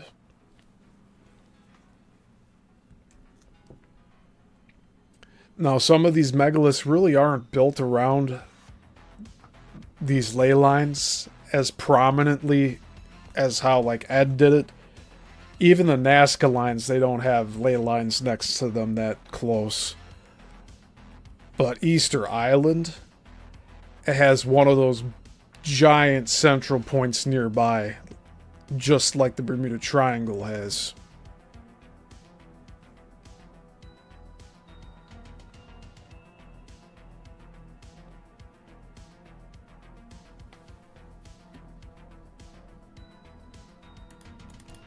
Let me catch up on the comments here.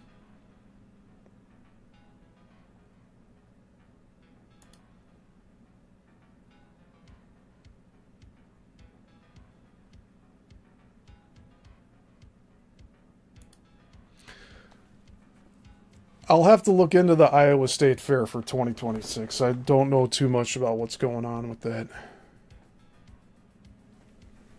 You know, I'll make a note here to look into it. See, I follow up on all this stuff. I just need the time to do it.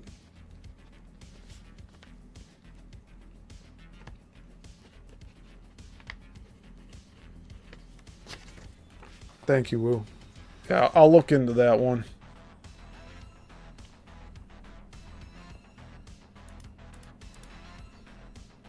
Yeah, it might be fun to do that with multiple people, but I mean, I'd be fine talking about it on here.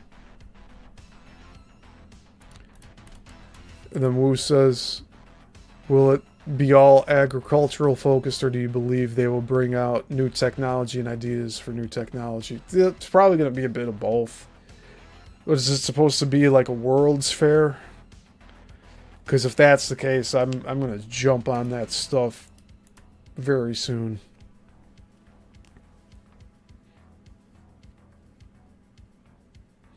Yeah, and Joel Burgess says lots of strange activity with UFO, dogmen, black cats, witchcraft stuff, and more RAF jets crashing into the North Sea. Yeah. There's a lot of strange things going on with that. I haven't talked about dogman, black cats, or witchcraft yet here. Or Bigfoot. But we'll get around to it. It's all connected, though.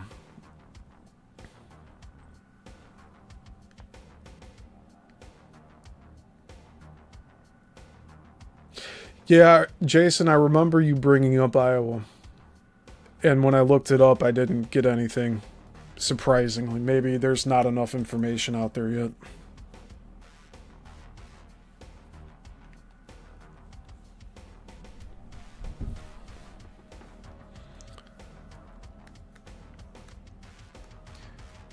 But yeah, there's a possibility that the ley lines are man-made. Or if it's not man-made, then it was made by some other ancient civilization that came before us.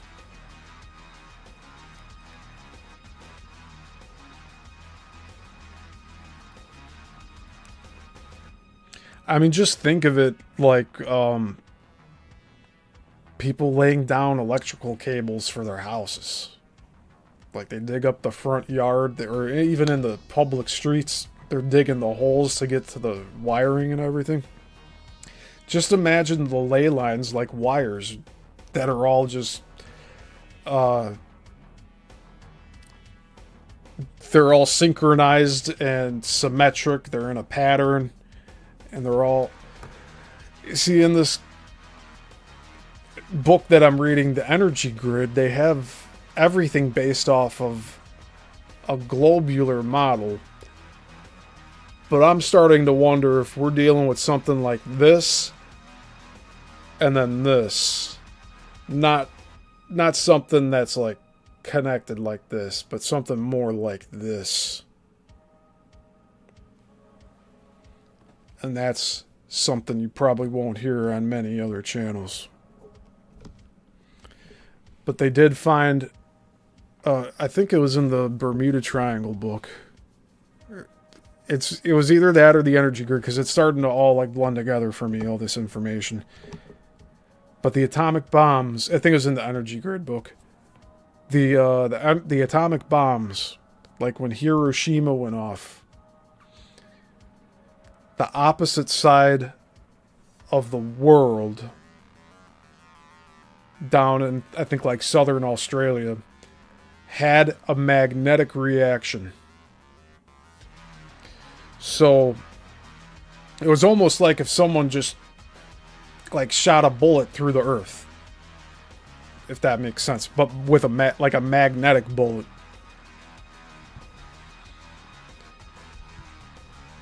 And if that's the case and it's on an opposite side, I'd almost have to say it's like this. And I would say Australia's down here, and then whatever, North America, South America's over here. Australia. You know what I'm saying? I can't explain it fully right now. But each side would have its own little dome on it. I'm probably wrong, but I'm throwing that idea out there. Because with the opposite sides being reactive, I really think there's something to that.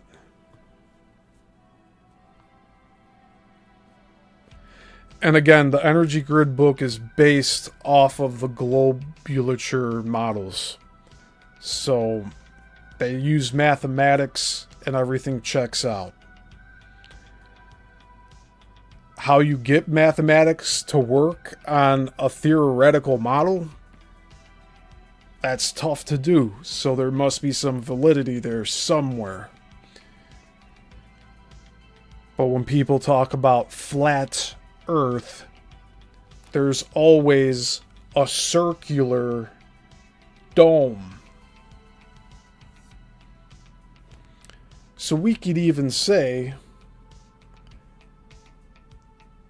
the equal and opposite reactions are happening like this. And it doesn't matter where it happens. If you do it over here, it'll equally go over here. I'm still looking into it. But that's where we're at on that. And still no answers to the disappearing people. And you know, a good channel I used to watch a lot, and he made a lot of physical books on this subject. David Paulides and The Missing 411. Now, this guy's a retired police officer, and he went into looking into the person disappearances in national parks. And a lot of these accounts are of people, even children, toddlers, having been found miles away over heavy mountainous terrain, nothing that they could have walked over to get to themselves, and especially not in the time that they were missing could they have reached those positions, but yet they're found that way. There's also clothes that are neatly folded, but the person's never found. So what's going on with that? And the reason I bring that up is because Bermuda Triangle has a bunch of people that have gone missing off of boats and planes. The entire vessels have disappeared. And sometimes the vessels reappear and there's nobody on them. So what's happening to the people? Are they being sent further or behind in the timeline somewhere? I am under the impression that all of time is happening all at once. All there is now.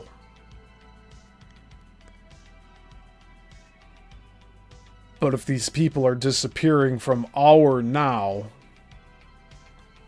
then where are they now? Are they here or there?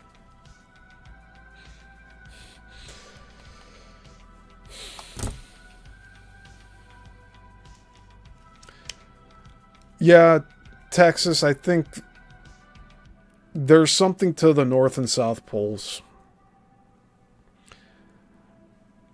I'm not sure about the ice wall thing, but looking at everything by the book, the magnetics line up with there being dipoles.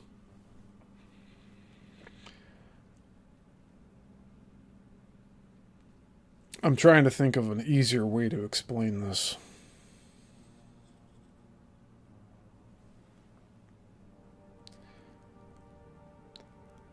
I guess you could say, like with a magnetic, you have the positive and negative attraction on it. Those poles could be a dot in the center and a circle around it as the opposite pole. And that's going really off from where I'm studying right now. Because the books are all saying, no, it's two different points, top and bottom. But what if it's all together? It would have to be on a flat surface, but it's enclosed. So there is a spherical element to it. I'm just not there yet. I'm not comfortable getting behind that concept just yet.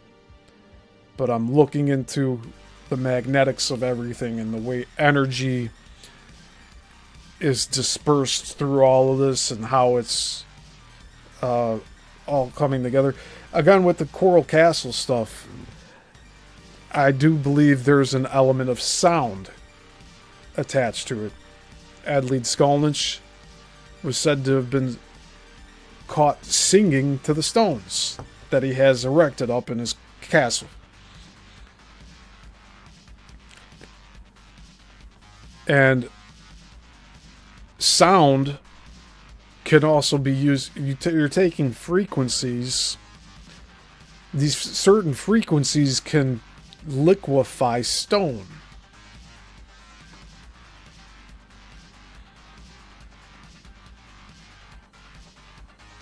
So if you built an entire city on very dry dirt that hasn't had any moisture in it for decades, centuries, and you want to wipe out the city, you just use your sound weapon to soften the soil, have all the buildings sink into the foundation, and then get these buildings that are buried 6 to 10 feet underground, along with all the people in it too. And Brenda, that's where all of these orphans come into play.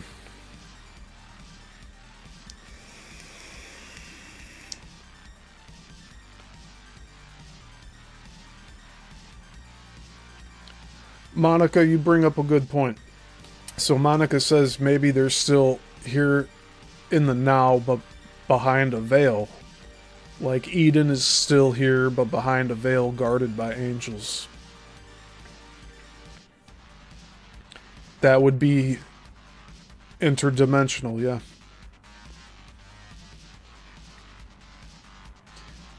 Yeah, EMFs, Joel.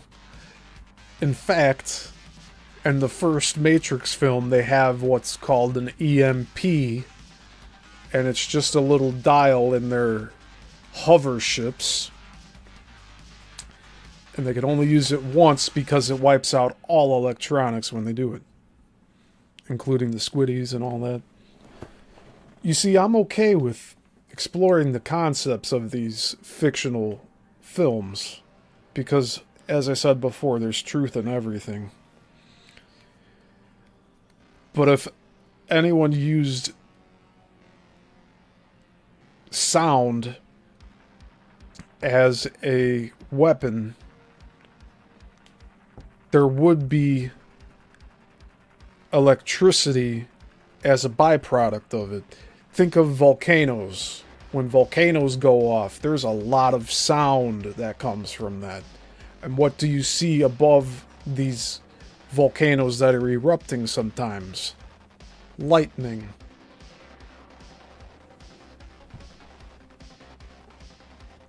So that's just something else to think about. But what Monica brought up, that's really interesting. So these people that are going missing in the Bermuda Triangle, they could just be going to a different dimension.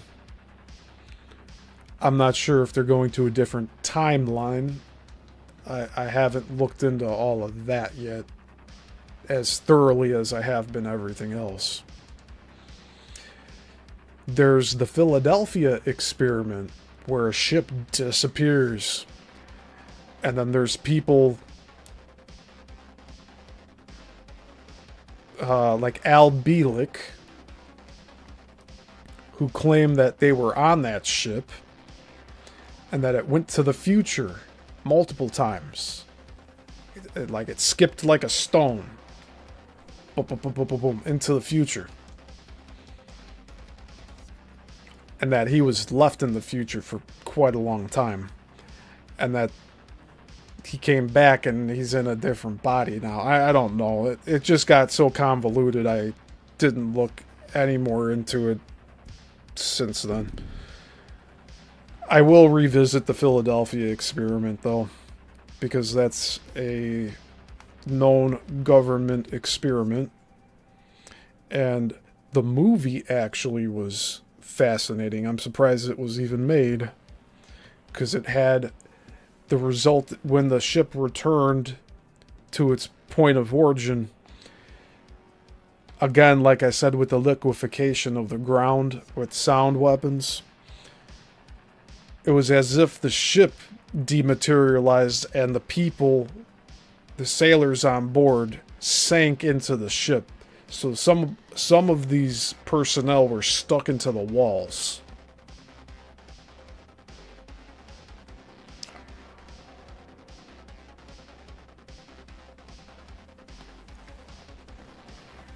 And yes, some of them died because of that too. But for the people that go missing, that's a very good point, Monica. They could just be on the other side of the veil, so to speak.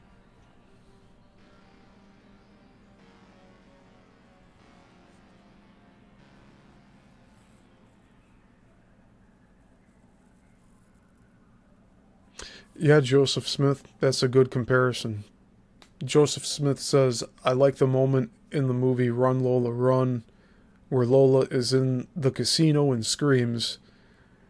And the scream, the sound and the vibrations make the ball drop on her winning spot.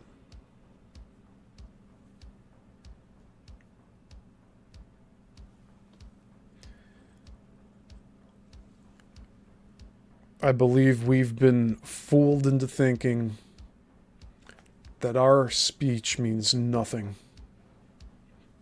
And I'm here to tell all of you that it means something. Because every word that we speak is a vibration of sound into the universe. And that's why we should speak what we want into the universe. Not speak about what we don't want. We should speak about what we want.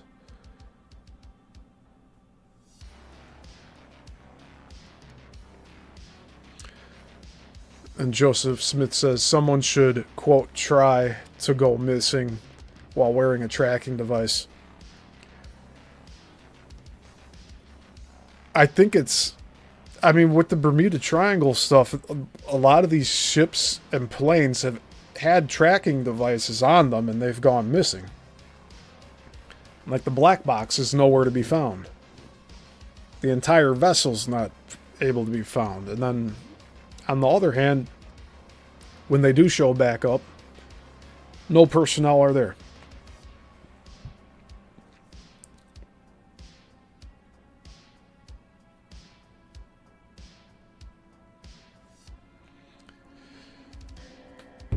If we could have some technology that won't fail, like if there's a fail-safe way to have a tracker, yes, I'd love to see that happen. But I don't know if we'd get the results we're expecting. My first reaction is we'll probably have a drop-off of the track. Like, it'll just drop off. These planes that have gone missing over the Bermuda Triangle, they've been on radar, and they go and disappear. They should never disappear like the way that they do. And it's not a cloaking effect that happens with them either. So at this point, I think any terms of trying to track where these things are going, it's nearly impossible. Because where they're going, we can't see here. Even though it's still here, we can't see it.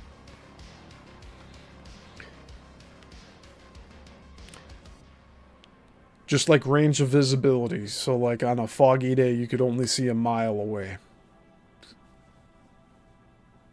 As a hypothetical here. You have this plane or boat that goes into the Bermuda Triangle. Those trackers are just going to stop transmitting. And I think that's the wall that will always hit unless there's some other fail-safe way to make those trackers continue to be active. And where are we going to follow and locate them?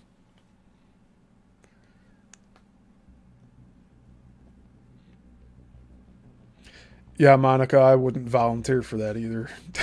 I don't want to be a lab rat for that type of stuff.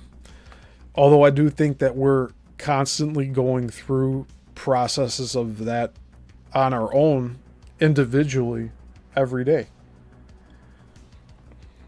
Like, where do we go when we sleep? Some of us go somewhere. Some of us stay. But I know a lot of people astral project. They go lucid. Their spirits leave their body.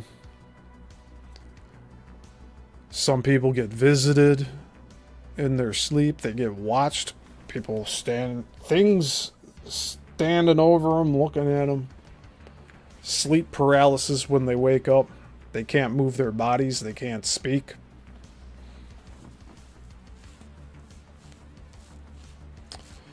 They all want something from us. We have a spark that they can't generate on their own. They want our souls, these other entities. They want to know how our souls work. They want to try. They can't wrap their head around the fact that we can create. They can be 1,000 IQ and still can't figure out how we can put things together on our own on a whim.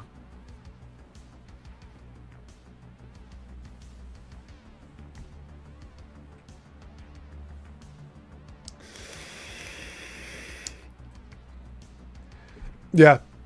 So again, Joseph, I was saying earlier about the atomic bombs, like on Hiroshima. There was an opposite reaction magnetically over by Australia. And on a globulature model that is directly across, if you were to do a cross section straight through it, it appears on the other side. Perfect. I got a little ball here. If it hits right here, it will come right out over here. It'll go straight through it. A straight line. So if the atomic bomb hits here, the magnetics will shoot out the other side.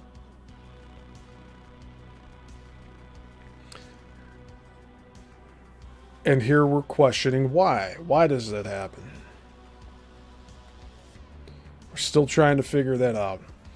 And I'm trying to take this information in, knowing what I know now with everything. This book was from the two books so far, that one we finished and another one we're just getting into. The first one was from 1974. This new one is from 2004. So there's 30 years that have passed between the two books. And more astonishing information is in this new book. That this thing hasn't stopped. It's a continual occurrence that is happening that is unexplainable. And we're trying to find some answers to those. And I think we will find answers.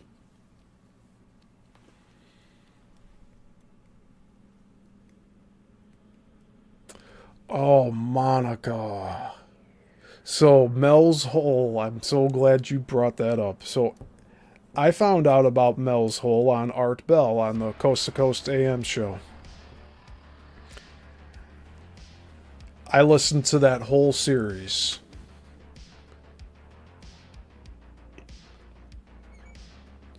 So, those of you that don't know about Mel's Hole,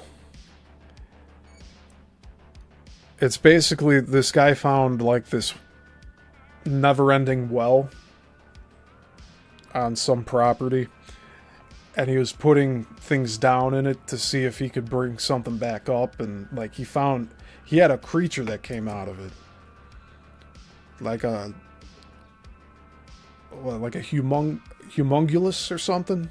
I don't know what you call it. But it looked like a deformed creature that he pulled out of it with the bucket or something.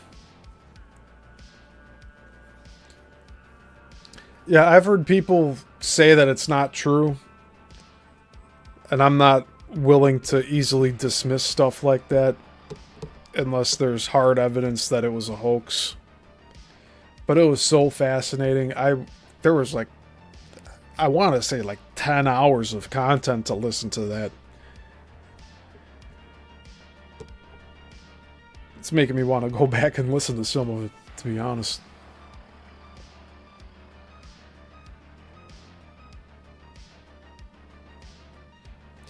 Yeah, there's something going on with portals, too. And when I've been on Abe's channel over at Spiritual Encrypted Encounters, we've been talking about portals and rips in the fabric of space-time just opening up. Something similar to that was shown in the new Doctor Who, not the one after like Matt Smith. I think it started with the Matt Smith Doctor Who. And again, I'm saying this because there's truth in everything, even if a lot of it's not true.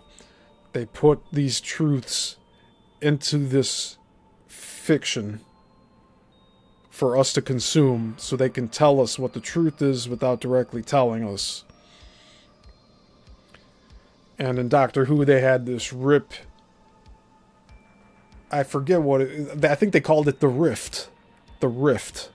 But it looked like a little tear or rip. And it started off, it was on a wall. And then eventually it was up in the sky. And then eventually it brought the past doctors and future doctors all together to like fight off this evil entity or something like that. It's been a little long for that.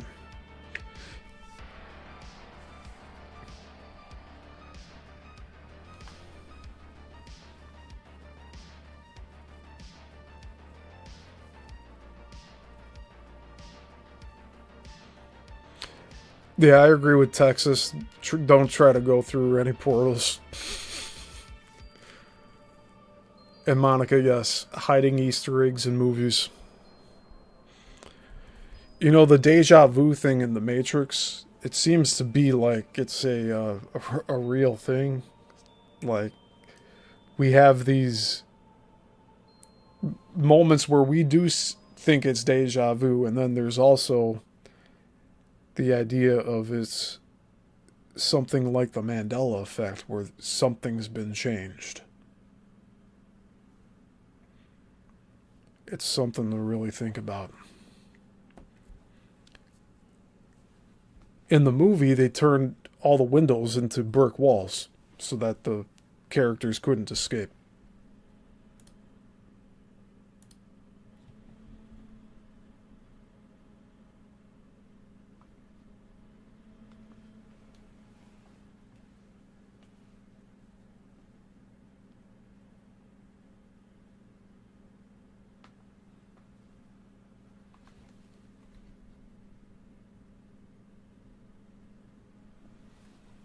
Yeah, it's so fascinating to me. I wouldn't be spending time on it if I thought it was boring. I like to follow my passions, and this is where it's led me.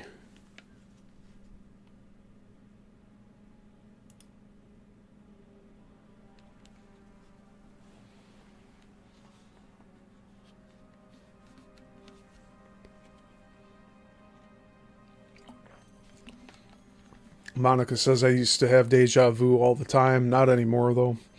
Yeah, it's been quite a while since I've had a personal deja vu. I'm not sure what that means. I'm trying to get more in tune with my body here. I don't know if that has anything to do with it.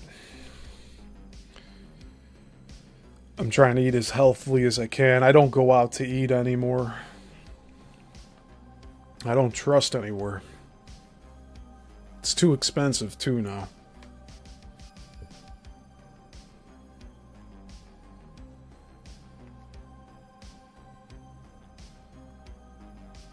Yes, Joseph Smith. Dark City. He says the movie Dark City 2. Retuning to after their realities. Or to alter their realities.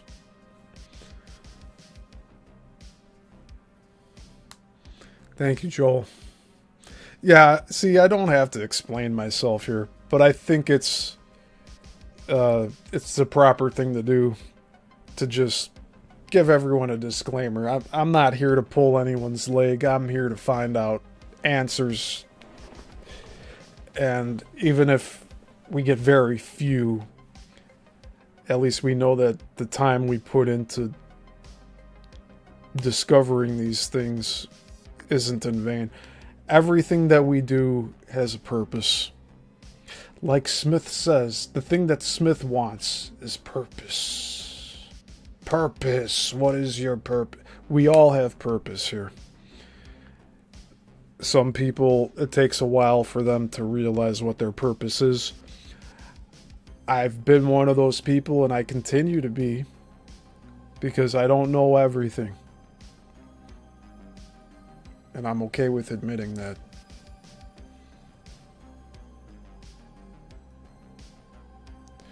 Yeah, Art Bell is a really big influence on where I'm at today. Just like I know that Art Bell, eventually after he left Coast to Coast, I think John B. Wells was the one that took over for him. And now George Norrie is the current operator. And Art Bell and John B. Wells both did their own shows after Coast to Coast. And they, Art Bell was running his up until the day that he mysteriously died, which was sometime in 2018, I believe. I can't believe it's been that long now.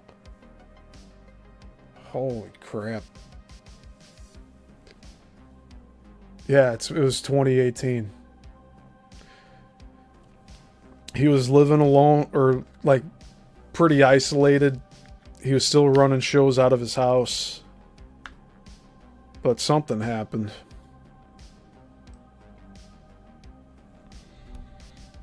And then John B. Wells, he's continuing his Caravan to Midnight show to this day.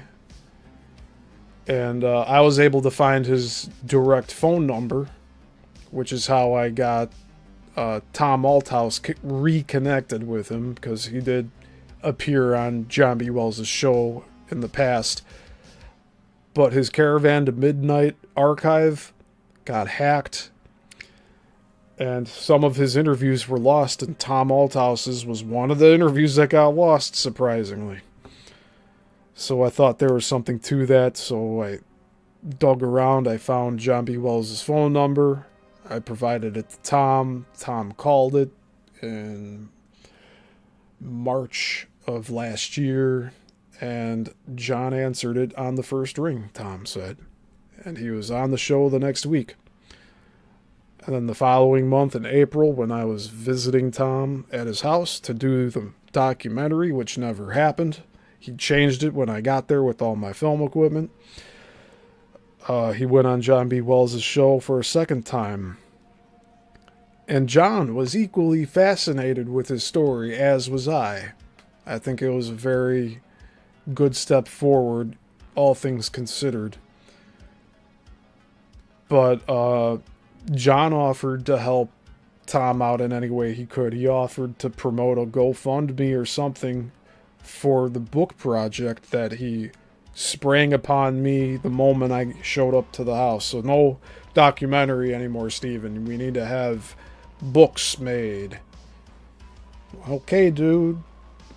And he drops that idea too. And then he never contacted John B. Wells again. But he's all the way up Roseanne's ass, so go figure, right? Whoever he thinks is more popular, he'll just do that. He'll drop everyone else. Tom Althouse.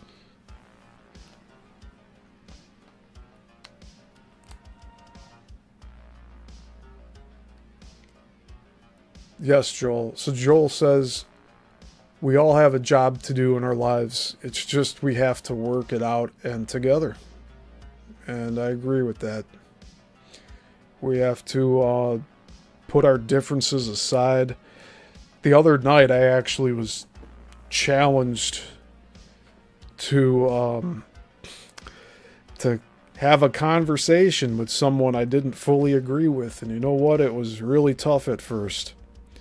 I wanted to react negatively, but I didn't. And it turned out that we found common ground in the end. So there's a way to work together with things, especially us people, not these other entities pretending to be people. I think us kindred spirits, kindred souls, we're meant to work together.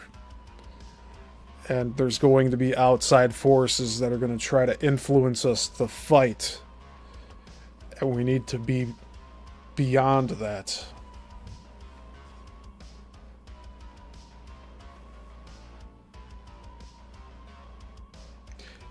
Yes, Texas. He says, and sometimes figuring that out can be a challenge. Yeah, it definitely is. Especially if you don't know exactly what you're dealing with, if you can't be self-reflective of these things. It's a maturation process. Being able to tolerate ideas that are different from your own. I know narcissists can't do that. They'll just dismiss you and literally think of you as trash.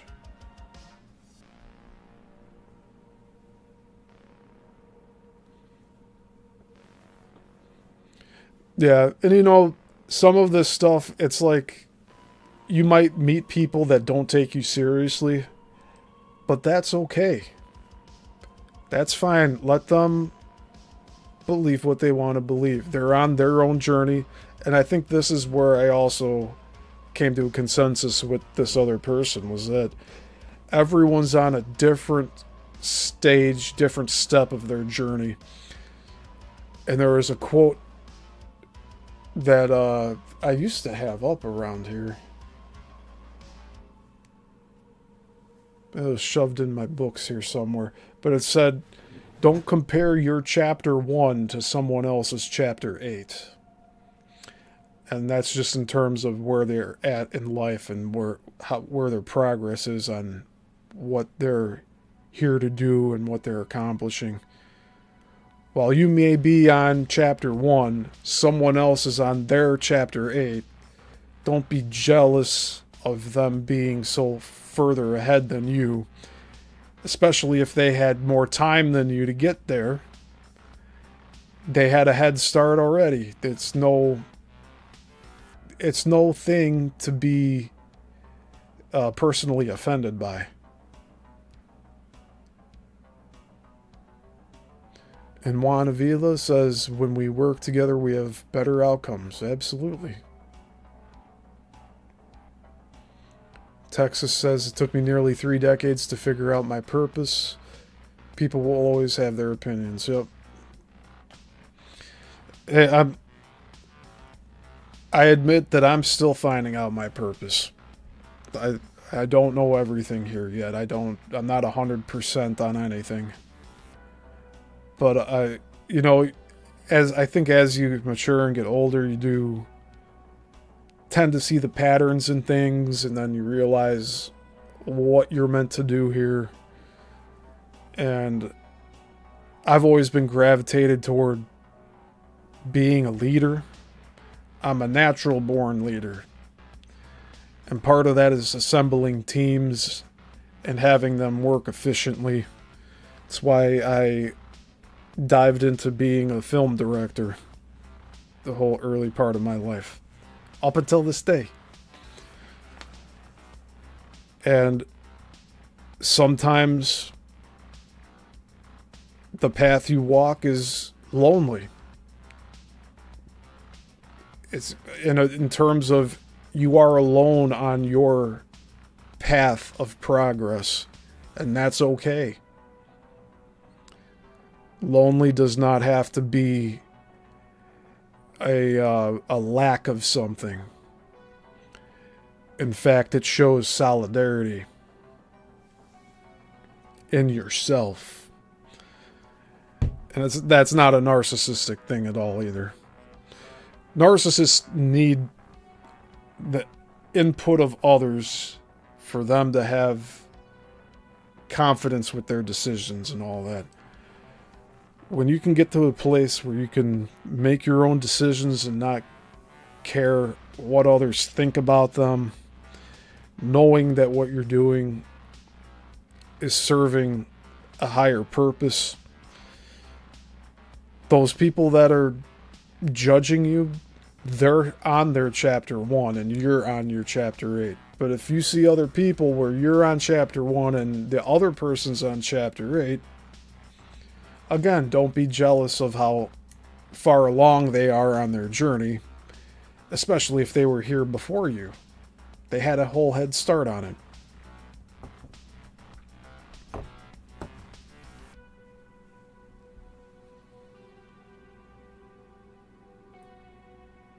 Yeah, but Texas says alone doesn't have to be lonely, in my opinion. I agree with that. I know I started that off by saying it's lonely, but it doesn't mean that in the context of the word. I was using the term lonely meaning alone and not in a bad way. Because most times, especially in today's culture, lonely is chalked up to be lacking something. But being alone doesn't have to mean that. And really, look, all of you are here. I'm not alone. I got all of you here with me. And you'll know about vital things such as what I shared with today on this show. I'll be on here getting the information out. And a lot of what I do here on the channel is for others to be inspired, to give that spark to continue the research and finding answers to life.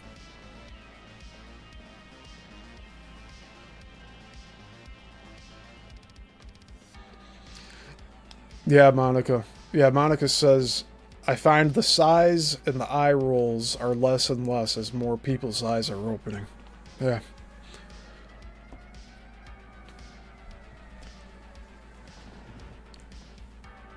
People don't scoff anymore at the UFO stuff, thankfully. But I noticed they're still kind of shaky on the Anunnaki stuff. You know, the false gods.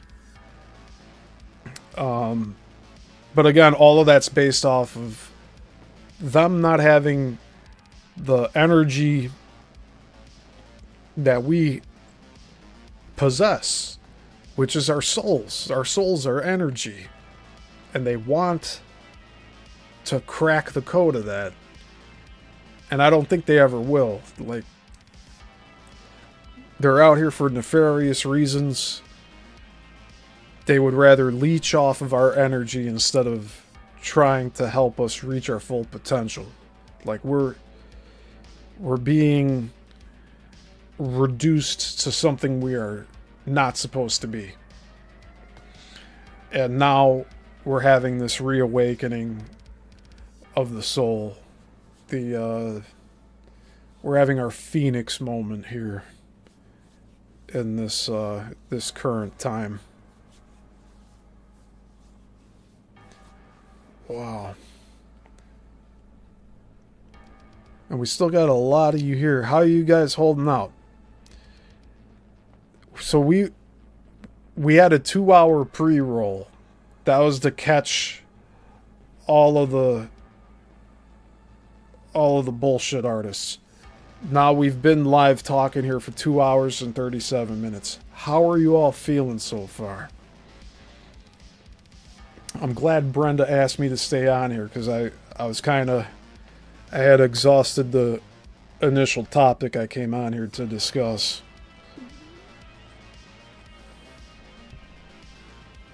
You're all doing good. Awesome. Giving me thumbs up. Yeah. Man. Just good to have you all here.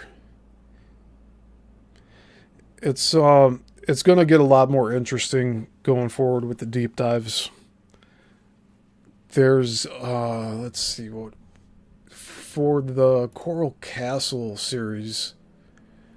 After the Energy Grid book, we have the David Childress edited book called Anti-Gravity and the World Grid. So that was recommended reading from the Coral Castle books. And so we're on book 1 of 2 of the recommended reading. And man, we're getting into a lot of this magnetism. I'm saying it right. Magnetism. I'm burning out. I could probably go for another 20 minutes and then I'll call it here. But, yeah, I want to be concise with everything that I'm doing here. I don't want to over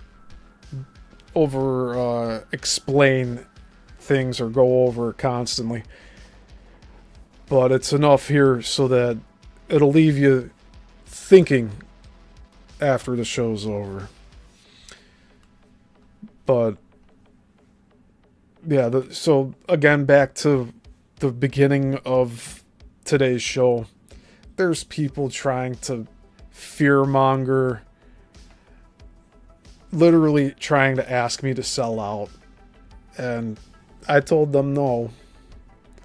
And they'll continue to play their manipulation games, I'm sure. But I won't read any more of the emails. It's all going to spam. So those efforts are in vain at this point from them.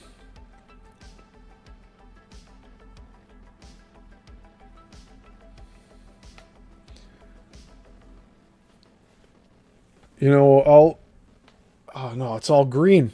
I was gonna say I'll show some of the book diagrams. I'll show them on the deep dives this week, because Tuesday, 2 days from now, the Coral Castle one, there's gonna be a lot more. We're getting into more energy fields in that book, and we'll have even more disappearances and odd occurrences from the Bermuda Triangle book. We're wrapping up the Chicago film industry book. That's kind of like that's a bookended series. That was never meant to go on for that long, because the Chicago film industry ended by the 1920s, and we're nearly there. We're at the point in the series where most of the studios had moved out to the West Coast, and the initial reason why I thought they moved, I guess it wasn't the main reason after all. But Edison he got carried away with all of his patents, and he basically strangleholded everybody trying to make films. He thought everything was going to stay a short form, 20 seconds to 80-second films. And then when they started making these hour-and-a-half features, that's what pretty much killed it for him. People made different projectors, because he tried to patent all the projectors in all the movie theaters, and he wanted only movies that were distributed by him to be projected on his projectors. So he tried to just push everyone into a corner. And thankfully some of these other filmmakers found a way around that. They made larger film, like the 70 millimeter. They made different types of projectors, but a lot of these films ended up being lost due to replays. Just eventually the projectors destroyed the films, and that's why most of them are lost. And they didn't really keep master archives of anything, surprisingly. And the stuff that they did keep, some of it's lost to history forever. We were not ever going to see some of these original prints. But there's always some popping up here and there. They find it in a basement. They find it over in like someone's attic. They find all this stuff. They go and do restorations. So it's an ongoing thing. Like the film Metropolis. About 10 years ago, it had a complete restoration with new scenes added. They made it in 4K and all that. And that was a film that used miniatures, and that was, I think, in the early 1920s. So that was after the Chicago film industry had officially ended. But yeah, that series on Saturdays, that's going to end soon. I will replace it with something else to continue doing those free shows over there. And then I do have one book, and I plan on getting multiple books on the Great Lakes Triangle. So just like the Bermuda Triangle, there's strange disappearances, especially up in Lake Superior. But among all the Great Lakes, there's something going on with ships going missing and odd occurrences happening. But Lake Superior has a pretty heavy cross-section of ley lines. Near the top center of Lake Superior, there's quite an interesting graph. So I'll be starting a series on the Great Lakes Triangle, and I'll say right now that the members of this channel, the paying members, will get it first. So eventually it'll be available to everyone. But I want to have that exclusivity for that one. And it's also just to help pace me so I don't overwork myself with all this, because I could easily double up, do 14 shows a week, 2 a day. But I think that would just completely exhaust me, and I'd rather have a clear mind when I go in and cover these topics so that I can articulate them well for all of you.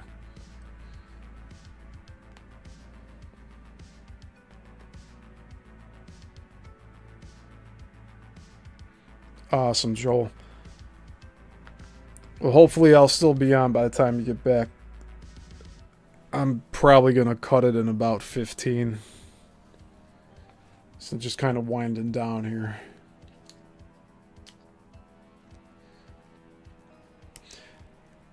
But yeah, getting back to Coral Castle real quick. The perpetual energy device that he has schematics for and everything in some of the literature that he put out to the public. When he passed away, his castle was raided. Like, somebody went in there and took some of the tech. Left some of it behind, but I guess they took essential pieces of it. And who knows what it was. He said he knew the secrets of the pyramids. And Easter Island. And Stonehenge. An interesting fact about Stonehenge is, I think it was in the 1970s, they moved all the stones around. And I didn't know that until fairly recently, like a couple of years ago. They moved the Stonehenge stones around. So it might not even be in the same location. It probably is. But why would you even touch those things? Maybe to see what was underneath them. But something else I never have talked about yet on this channel are crop circles. Which really, from some of the stuff I've watched on other people's channels, it seems that crop circles are, like what we're seeing is a cross section of a three-dimensional energy. So, you know, like a twisting sphere, we're seeing the cross section of that on the field, where these crops are not bent and broken, the stalks are not like damaged, they're flattened. Like there's no breakage in it.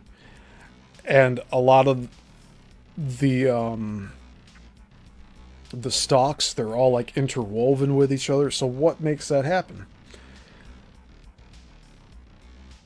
I'm still trying to figure it out. There's some theories that it's the ships and the propulsion systems that are on them, and that's what causes that to happen. But it's really just a subject that I haven't done a deep dive yet on. Maybe that'll be a new one in the future. Because I do have a lot of content on that we could review here.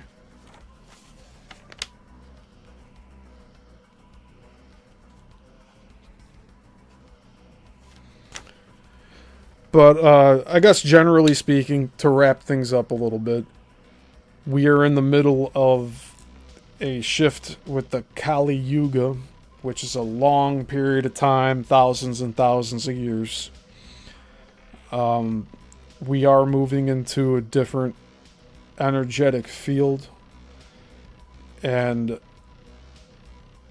this has been recorded by the passage of time through the sky. And eventually, things will be looking much more positive for the world, but in the meantime, we're going through these growing pains. And it's just something we all have to deal with.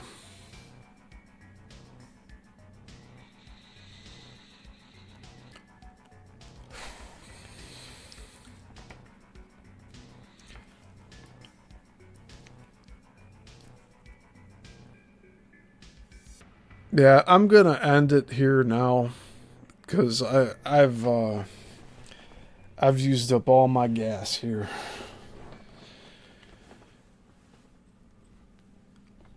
I thank you all for being here today.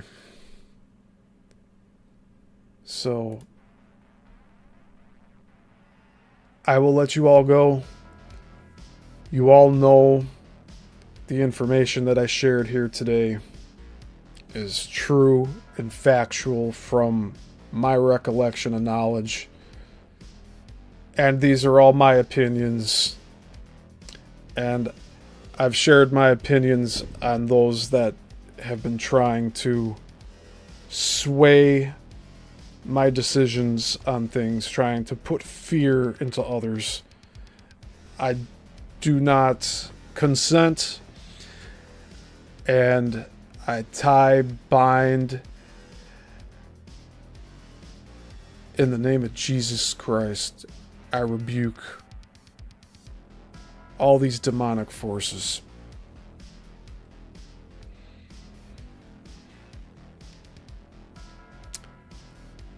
So I'm going to get going.